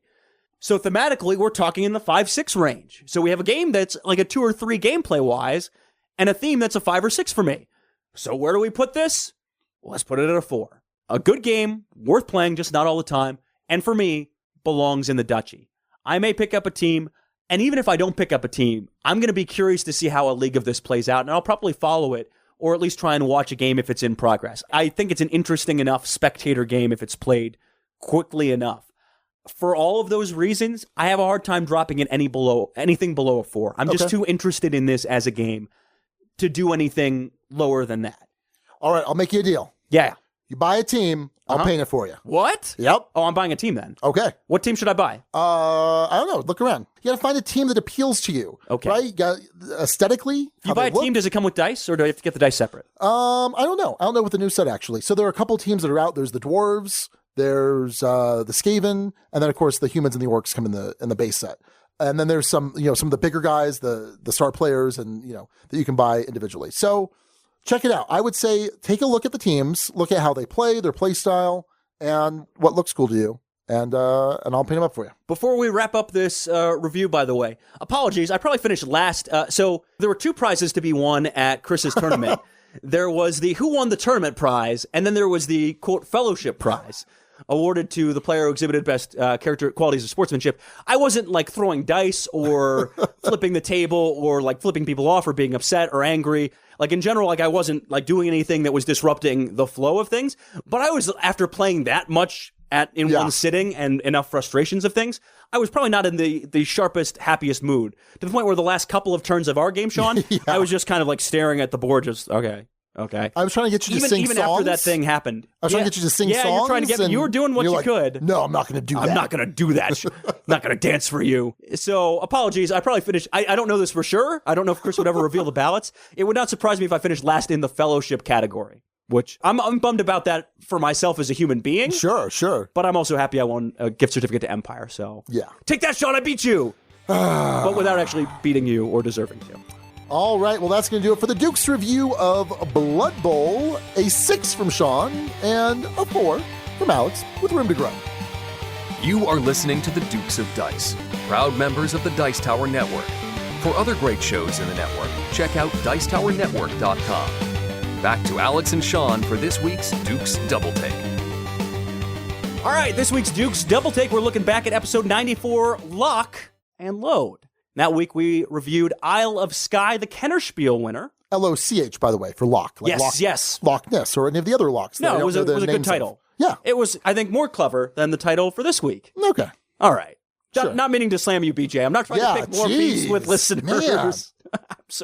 I'm sorry, BJ. You're awesome. I haven't met you. I hope to. I want to go to Louisiana at some point. Here's what I see. I see you as Steve Buscemi in Billy Madison, who has a list of enemies. And when Billy calls him up and like apologizes, he crosses him off with his lipstick. Interesting. You don't remember that? No, I've seen that movie several times. So you got a list now. You got a list. Do I? But he's quiet. But the thing is, with Buscemi, he's quiet about it. Yeah.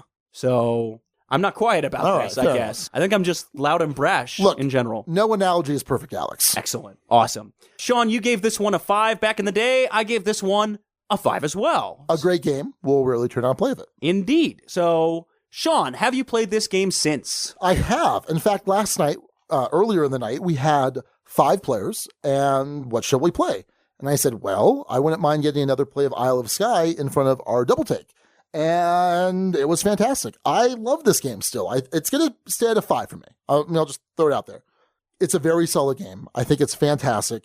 I think it's really interesting, and if people will recall, initially I played this 2 players with Matt, our buddy Matt, over at Extra Life. And it was like 3 o'clock in the morning, and we both hated it. Just hated it. But it was a combination of time, and I don't think 2 is necessarily the right way to play it. And I kind of wrote this game off. I'm so glad I gave it another chance. I mean, it got nominated for the Spiel. Kenner Spiel. No, Kenner Spiel, and it won. Not just nominated, it won. Right. Well, no, but I mean, it got nominated, which is when we decided to review it. Right. And I'm so glad we gave this another chance, or I gave this another chance, because I think it's a fantastic game. I mean, it's got the tile lane, which is always fun. You know, you're trying to match up the fields and the lakes and roads and things like that.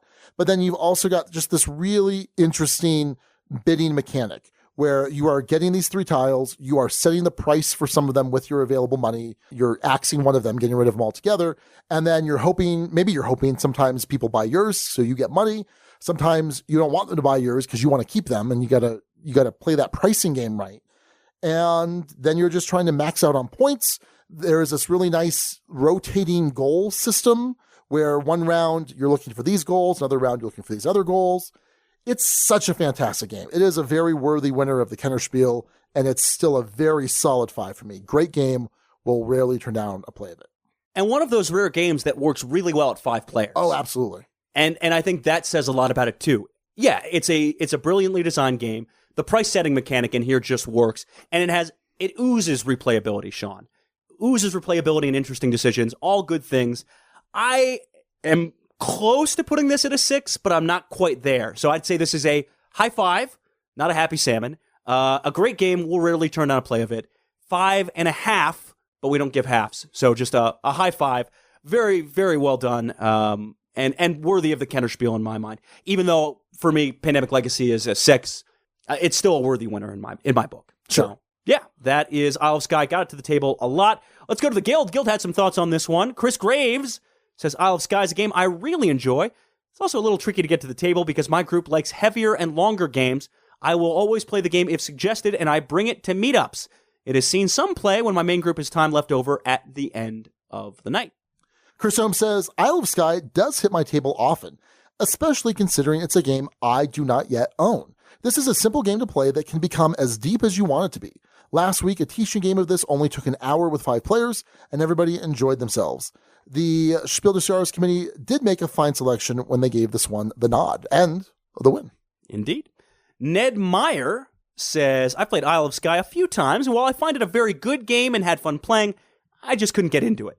I'm not a fan of games with auction mechanics, and I felt like in my plays I was left either buying something I really didn't want or was left with nothing. I know that I'm to blame for not setting prices right, but overall, that brought my enjoyment of the game down. I also was underwhelmed by what I had built by the end of the game.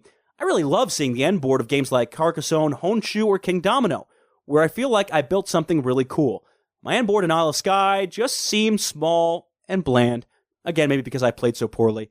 In a world where my gaming group didn't have over 300 games between the 3 of us, and we spent a little more time really digging deeper into individual games, I think I would end up really loving this one. But for now, it sits at a 3. And I'll say this to Ned. Ned, I hope you give this one another chance.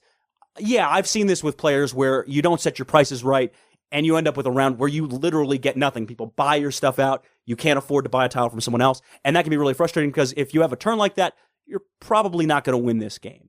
And I hope you give it another chance at some point because I think it's worthy. Or else what, Alex? No, I just said I hoped. Okay. What? That wasn't No, I don't know if you're adding him to his list or to your list. No. Okay. No. Just making sure. Yep. I'm trying to protect our listeners, Alex, from you. Oh, man. All right, finally. God, that did get dark. Finally. And stormy. Ooh. We came around. So finally, Daniel Newman says, I love Isle of Skye, but I must admit I haven't gotten it to the table in a while. Not because it's not a great game, but because I've been taken in by the siren song of other games that are more exciting to me at the moment. I'd happily play Isle of Skye anytime someone suggests it, though. Super solid, possibly my favorite Fister. It's not your favorite Fister, Oh, Sean. no, it's too light to be my favorite Fister. I mean, Mombasa, Great Western Trail is probably my favorite. With Mombasa, I need to get more plays in Mombasa. I only had the one, but I think it's fantastic. I'm not sure where. I think Broom Service might be mine. Okay. This is in the mix. It would certainly be under consideration if I thought about that, as would Oh My Goods. So, it speaks to the quality of Alexander Pfister. Amazing designer, as we've discussed several times on the show. And Andreas Pelikan. Yes. Both of them. Sorry, Andreas. Sorry. All right, that's going to do it for our Dukes Double Take. Same scores. 5 and 5 stays at a 5.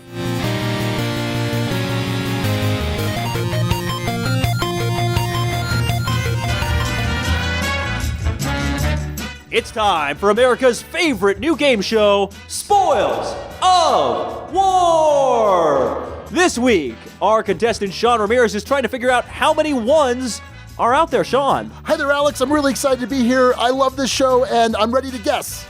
And how many are you going to guess? Four ones. There's 4 ones. Oh, I'm so sorry, Sean. You lose. Oh, so there's not 4? No. Oh, you should tell the home audience how many there are. 3. There were 3. So Spoils of War is an awesome take from Arcane Wonders on Liar's Dice, but with a little Viking and gambling twist to it. So Spoils of War has been designed by Brian Pope and Jason Medina, and we're expecting a June 2017 release right around the corner. We got this one in at BGGCon, and it was a ton of fun. It absolutely was. Big fan of Liar's Dice, and the twist and the depth that this adds to that, I think is definitely something worth checking out.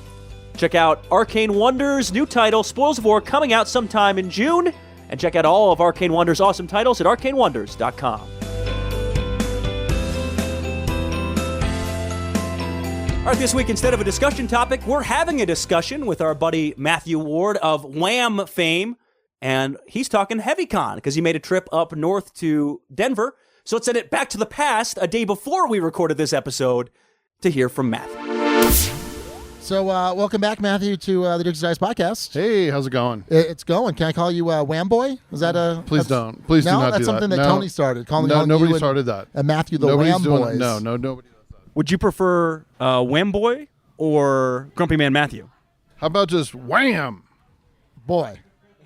So, Matthew, you were fortunate enough the last week in May, Memorial Day weekend, so thereabouts, got to go to HeavyCon up in Denver, Colorado, that the Heavy Cardboard podcast, Edward, Amanda, they put on. Sounded like a good experience. It was a lot of fun. I got up there Wednesday. We did a dinner at some barbecue place, or a brewery, and then we got to play games there, which was interesting. And then it started full bore on Thursday, and it went till Monday. Okay, wait. How good was the barbecue? I didn't eat it. Oh, okay. So I don't know. How was the beer at the brewery? I didn't drink. Okay. All right. Perfect. I had to pick up people at the airport later. So then you're going to say, I didn't play any heavy games this entire con. I didn't play any heavy games Wednesday. Okay. Fair enough. I did play a few heavy games. Well, you're off to a great start. Yeah. So kind of give a background about the con. I mean, this isn't some massive con like Gen Con. It's not even some, medium-sized 2,000-3,000 people like Dice Tower Con or BGG, right? Right. So Ed and Amanda and Tony Fryer, who was a former host, they decided to do it in their basement 3 years ago. Then it grew to 100 people, so they decided to do it at a hotel. And now this is the 3rd year in a row, and it's still 100, but it's packed full of heavy gamers, and you've got a lot of different publishers helping to support it. It's become really popular with podcasters. It's become popular with there was so many prototypes out there that they showed, and there was a lot of game designers there too. I was really surprised. And my understanding is that Splotter Spellen kind of makes the trip out every year. Yeah, he may be going to HeavyCon rather than BGGCon now. Interesting. Yeah. I think he decided that's going to be his AmericaCon is HeavyCon.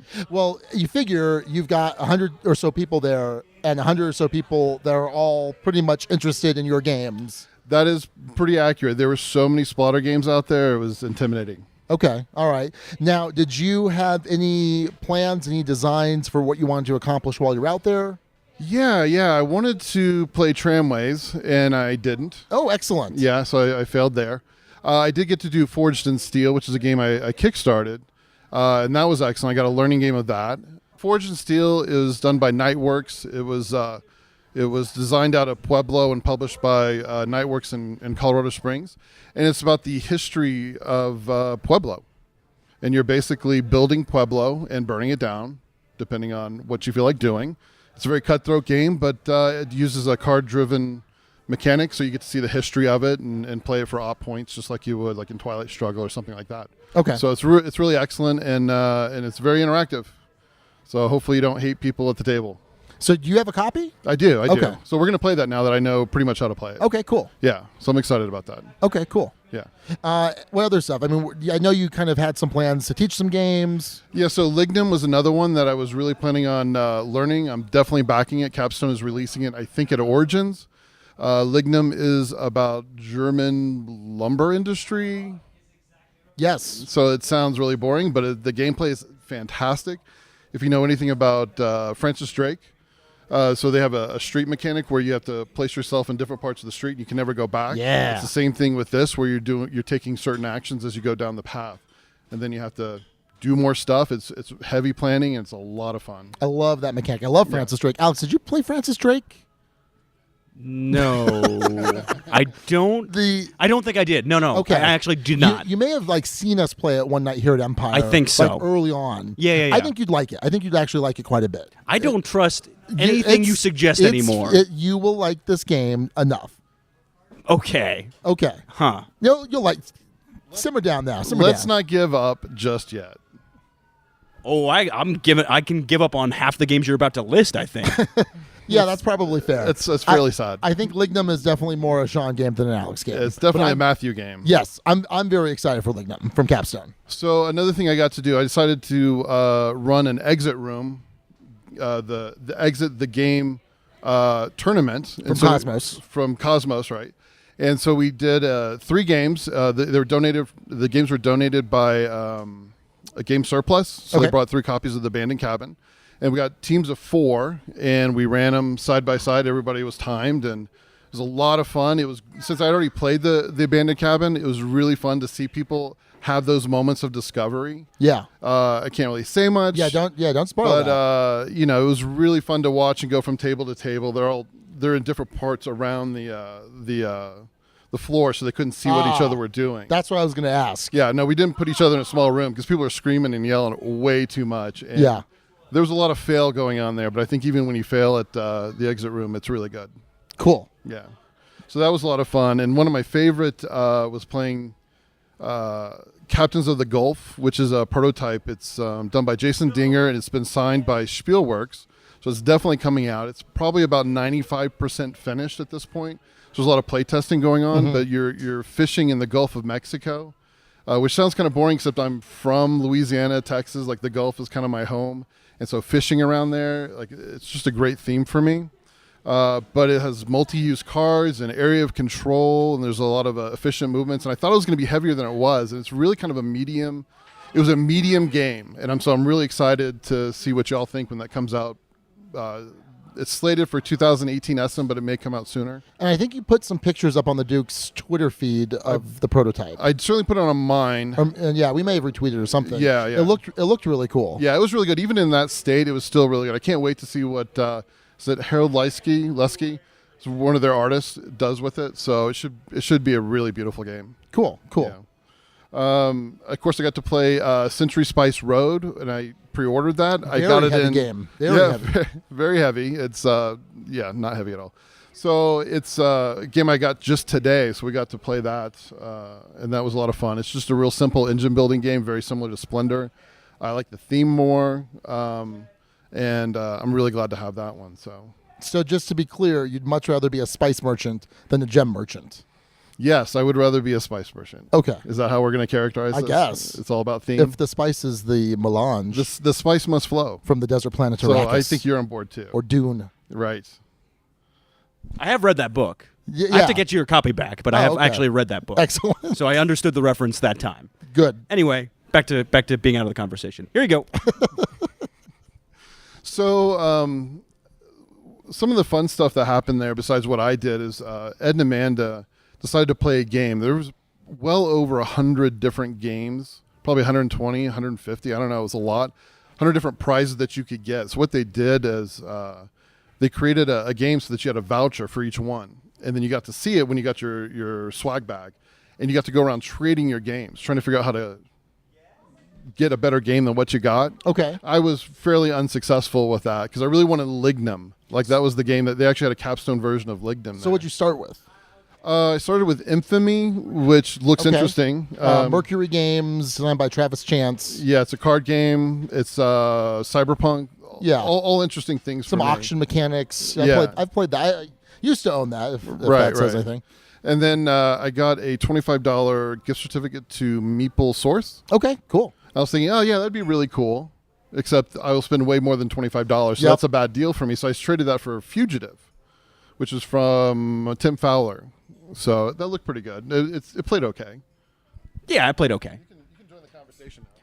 Well, so we likely discussed this earlier in the episode, is my guess. I don't in recent know. plays.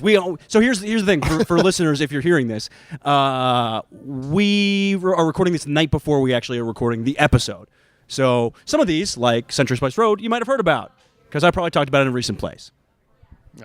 So it was fun. You get to go around and try and trade, and we're all just like, oh God, I need something else. And so I tried to trade Lignum. I wanted to trade the guy all my games, and I told him I'd give him some cash and my favorite lemon bar. I went to a local deli to get my favorite lemon bars. Okay. And he didn't go for it all. It just wasn't enough. I didn't know. I was like, I'll give you cash too. And he's like, no.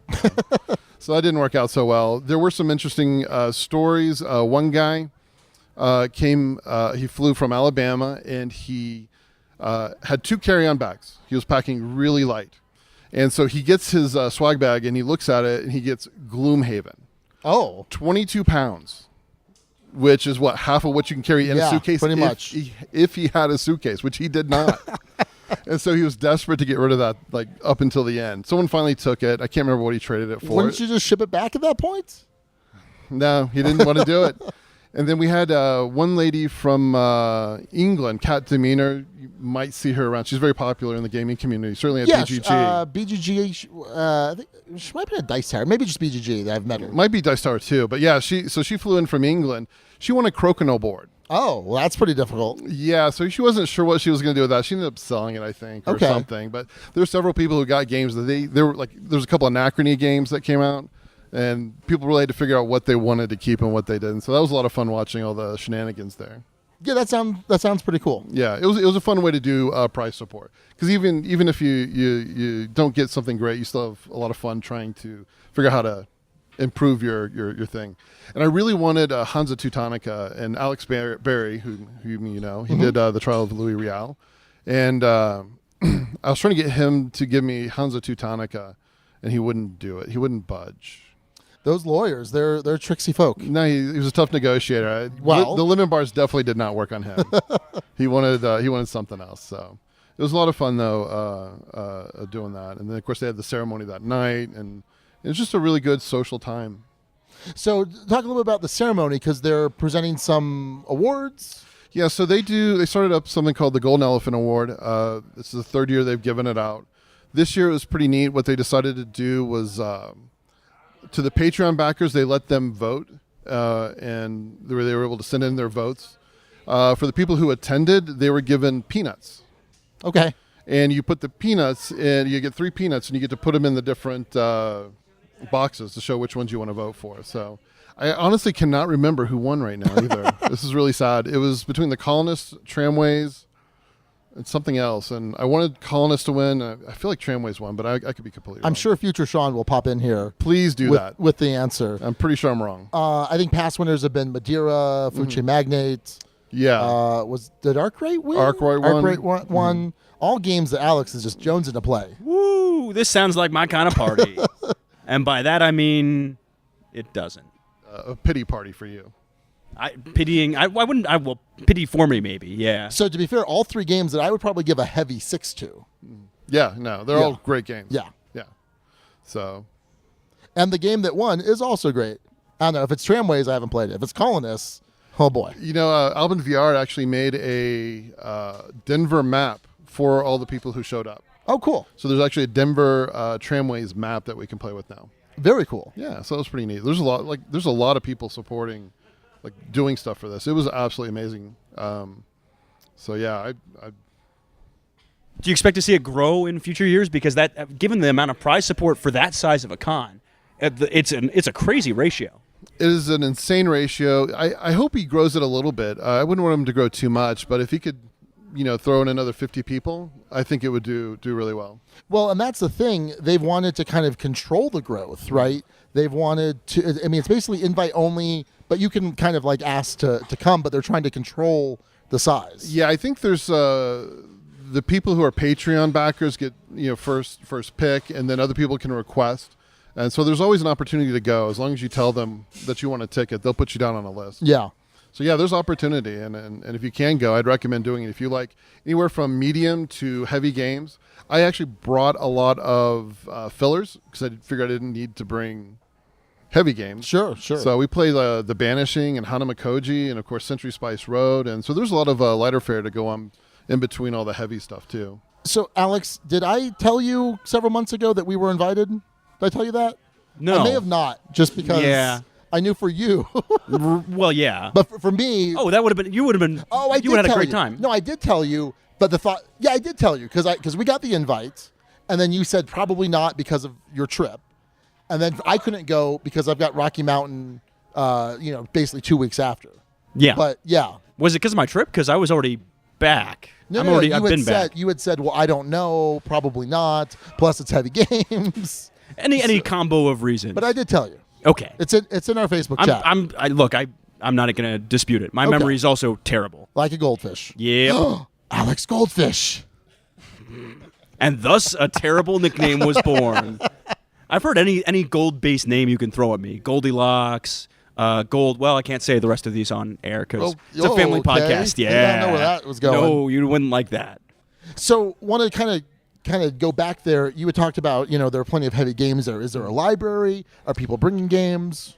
Yeah, so that's one of the amazing things. I mean, not only was it Ed, Amanda, and Tony Fryer, but it was also their game group. And so we had a Slack channel. People were able to post games that they wanted to play that they didn't want to carry. And so if the locals had it, they brought it in for people to play. Cool. And so everybody got to see pretty much anything that they wanted to see. So it was a well-stocked library from the sense that if you wanted to play it, it was there. So there's actually 3 copies of Goa, which I did not get to play. I was very upset. Oh, okay. But there's 3 of them there. So any other gaming highlights you could think of? So there was one other highlight. It was 1846. Oh, yes. This was a game that the locals here in Albuquerque have been wanting to get me to play, and I've pretty much said no. Yeah. And now I will probably say yes because it's really good. It's a really good game. Not nearly as mean as some of the other ones. It's there's little things that you can do that can be mean, and I think there's very simple strategies that you can use that can be alternately mean or good or whatever. And I just, it took me a while. They were very nurturing, which is surprising for 18xxers. But there's every one of that played there had played 20 plus games. Sure. That was in my little group. And so I would say, look, I don't want to hold this up, but here's what I'm thinking. What do you think? Should I do this or not? And they gave me like a list of reasons and then let me decide. And that really kept the game moving along. So it made for a very fun experience, and they were not mean to me, and I beat them by several $1,000s. Several thousand? Several $1,000s because I wasn't doing stupid stuff. Okay. But I was very efficient in what I did. It was interesting. So I could see the pattern happening, and I was trying to figure out how to change it. But basically, at some point, you'll ramp up, and if you don't have opportunity, you'll stall out. And then people will be making a lot more money than you. Yep. And I was like, okay, I'm about to stall out here. I could see that point. And they were like shooting ahead, but because I was so efficient and didn't spend a whole lot of money on trains, I was constantly making money, and I was buying an extra share every round. Yeah. I did really well. But that's an asterisk because they were definitely nice to me. And they definitely helped me out with strategy. So it was a great experience. And even though I won, I don't consider it a win from a strict money standpoint. Well, I'm excited now because we've been definitely diving into 1846. Yeah, we've got some other plans for 1854. I know Rory has 1830, which is supposed to be one of the more mean ones, I think. Yeah, we can wait on that one. Yeah, we could probably wait on that one. So, I mean, are you thinking 4 players is the number you want to be on? I don't know. So it plays 3 to 5. I'm kind of scared of 5 because that just seems really long. I've only played it 4. I really want to try 3 though. I want to see if that's still a really dynamic experience because I think certainly it's going to be a little bit of a shorter game. Sure. I think. I don't know, but I'm excited because I'm really enjoying. So we'll do a 3 for our next one. Now that I have the rules down, we'll do a 3 and see if we can get it done in 4 hours? Yeah, I'd be really happy with that. Yeah, I'd be really happy too. Alex, you in? No. Well, I'm trying. I mean, you get to build trains, choo choo, just like Colt Express. Just pretend you're playing Ticket to Ride with stock. Yeah, it's basically Ticket to Ride plus stockpile. Boom, you're done. Great game. As Admiral Akbar would say, it's a drop. Yeah, honestly, I wouldn't let you in the game. That's fair enough. You would ruin the game for me. I tend to do that for Matthew. Grumpy man Matthew, not a fan of young, upstart Alex. Oh God. I'm not going to insult you. I'm going to be the bigger man, which I literally am.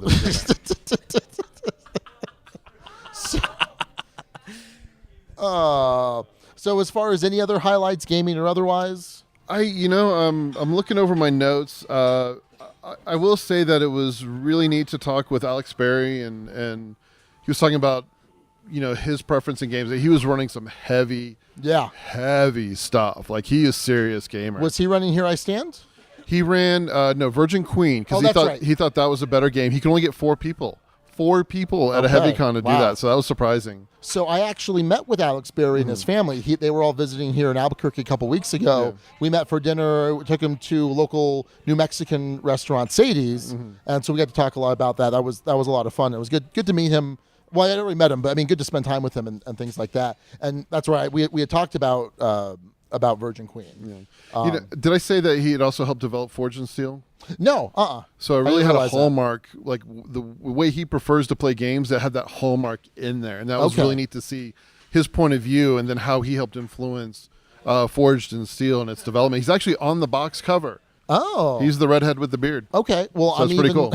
I'm even more excited now for Forge and Steel because I really enjoed High Treason, the Trial of Louis And Riel. I need to play that. You need to teach me that. Yeah. Oh, yeah, for sure. Remind me, not next week because I'll be in Rocky Mountain, but the week after I'll bring because it's only about an hour. Okay. And it's an easy teach. I also got to meet Jason Dinger. I actually picked him up at the airport. And so... you had your Uber? Yeah, I was the Uber. Okay. He made me he made me like an 11-inch dice tray. It's super nice. The first one I've ever had. But his Captains of the Gulf, I got to hear a lot about his point of view and why he was doing things. So it was really interesting to see why he was, like all the process. And he's been working with Odie, who works with Spielworks. So just to see the hallmarks and the changes, and he described all of them. So that was really neat too. Both of those, meeting those guys and listening to their points of view were really interesting. Very cool. So just kind of wanted to wrap this up. Are you planning on going again next year? I think so. Yeah, I'm certainly gonna put in for a ticket, and if family willing, I can do it. I think I'm going to go. It was a real. It was nice not to have to worry about trying to find players for heavy games. Yeah. It was super easy. Like I did a teaching game of Arkwright. I was initially going to be in it. But someone else wanted to be there, and I had as much fun teaching Arkwright because it's such a long game, and I was helping every person play it. You can pick up any game you want. You just put it out there. People will show up. Like nice. It really scratches that heavy game edge, and that's worth it. It's better than having a dedicated 4 days of heavy gaming than trying to find a Sunday here and there to play one heavy game every once in a while. So it's definitely worth it if you like heavy games. Were you pretty fried after everything was done? I am still fried. I am sleeping a lot, and I am trying not to be angry, grumpy with people. but Like not Alex. Alex. Not Yes. Alex. Yeah. Never Alex. No, Alex can take it.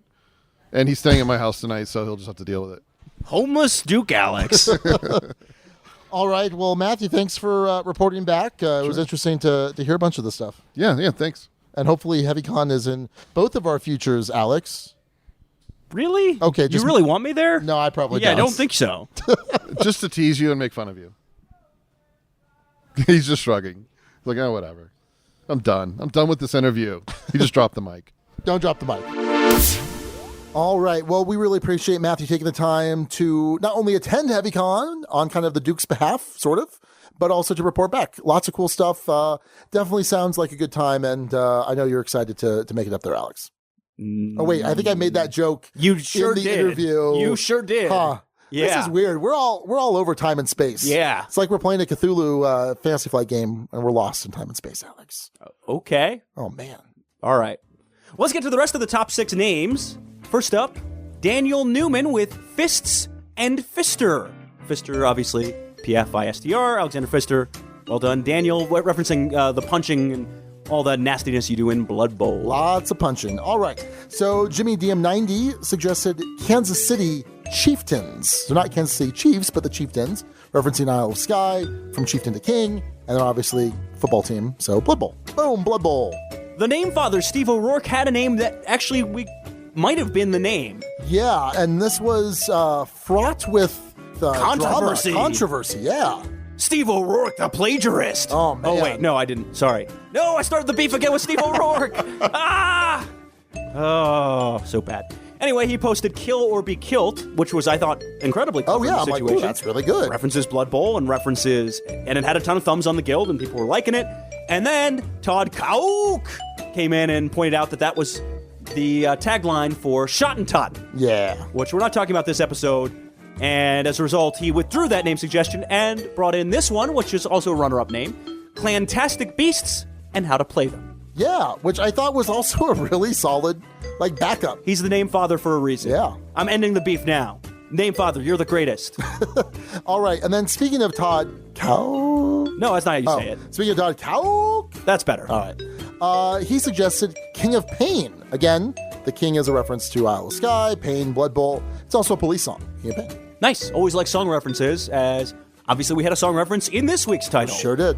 And finally, rounding out the top 6, Chris Graves with the name Fisticuffs with a P in front, referencing again Alexander Pfister and the fisticuffs, the brawling that you get in Blood Bowl.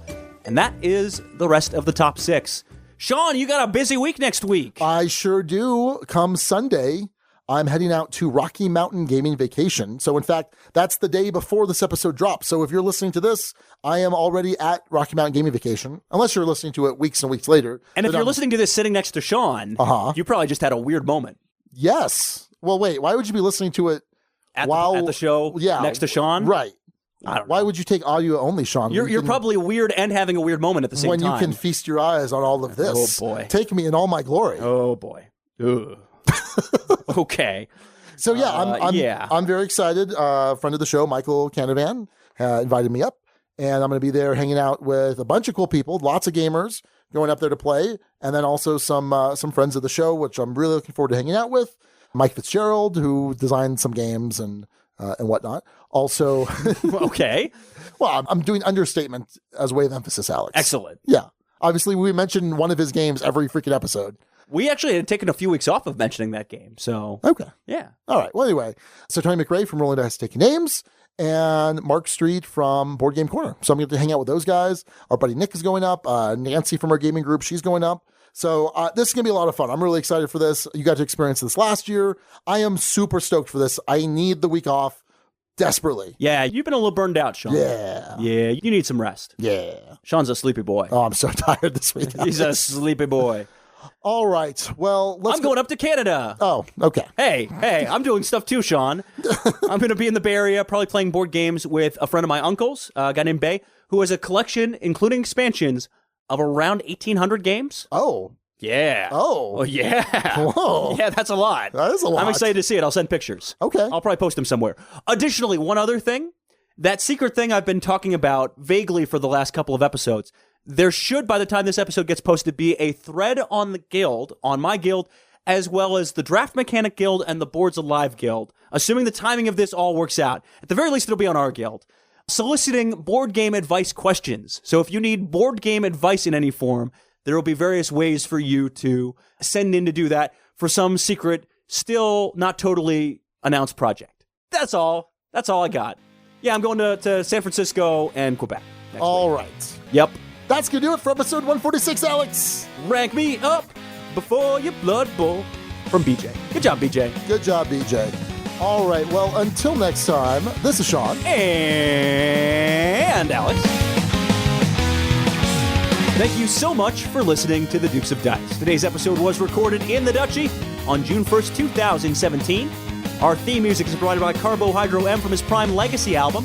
The Dukes of Dice are a proud member of the Dice Tower Network. For other great board gaming podcasts, check out DicetowerNetwork.com, and for all the latest in the Duchy, go to DukesOfDice.com. Find us on Twitter at Dukes of Dice. Join conversations on our Board Game Geek Guild. Find us on Facebook and subscribe to our YouTube channel. Thanks to our sponsors, Tasty Minstrel Games and Arcane Wonders. Check out all their awesome titles at PlayTMG.com and ArcaneWonders.com. We'll see you back here in 1 week. Until then, game on!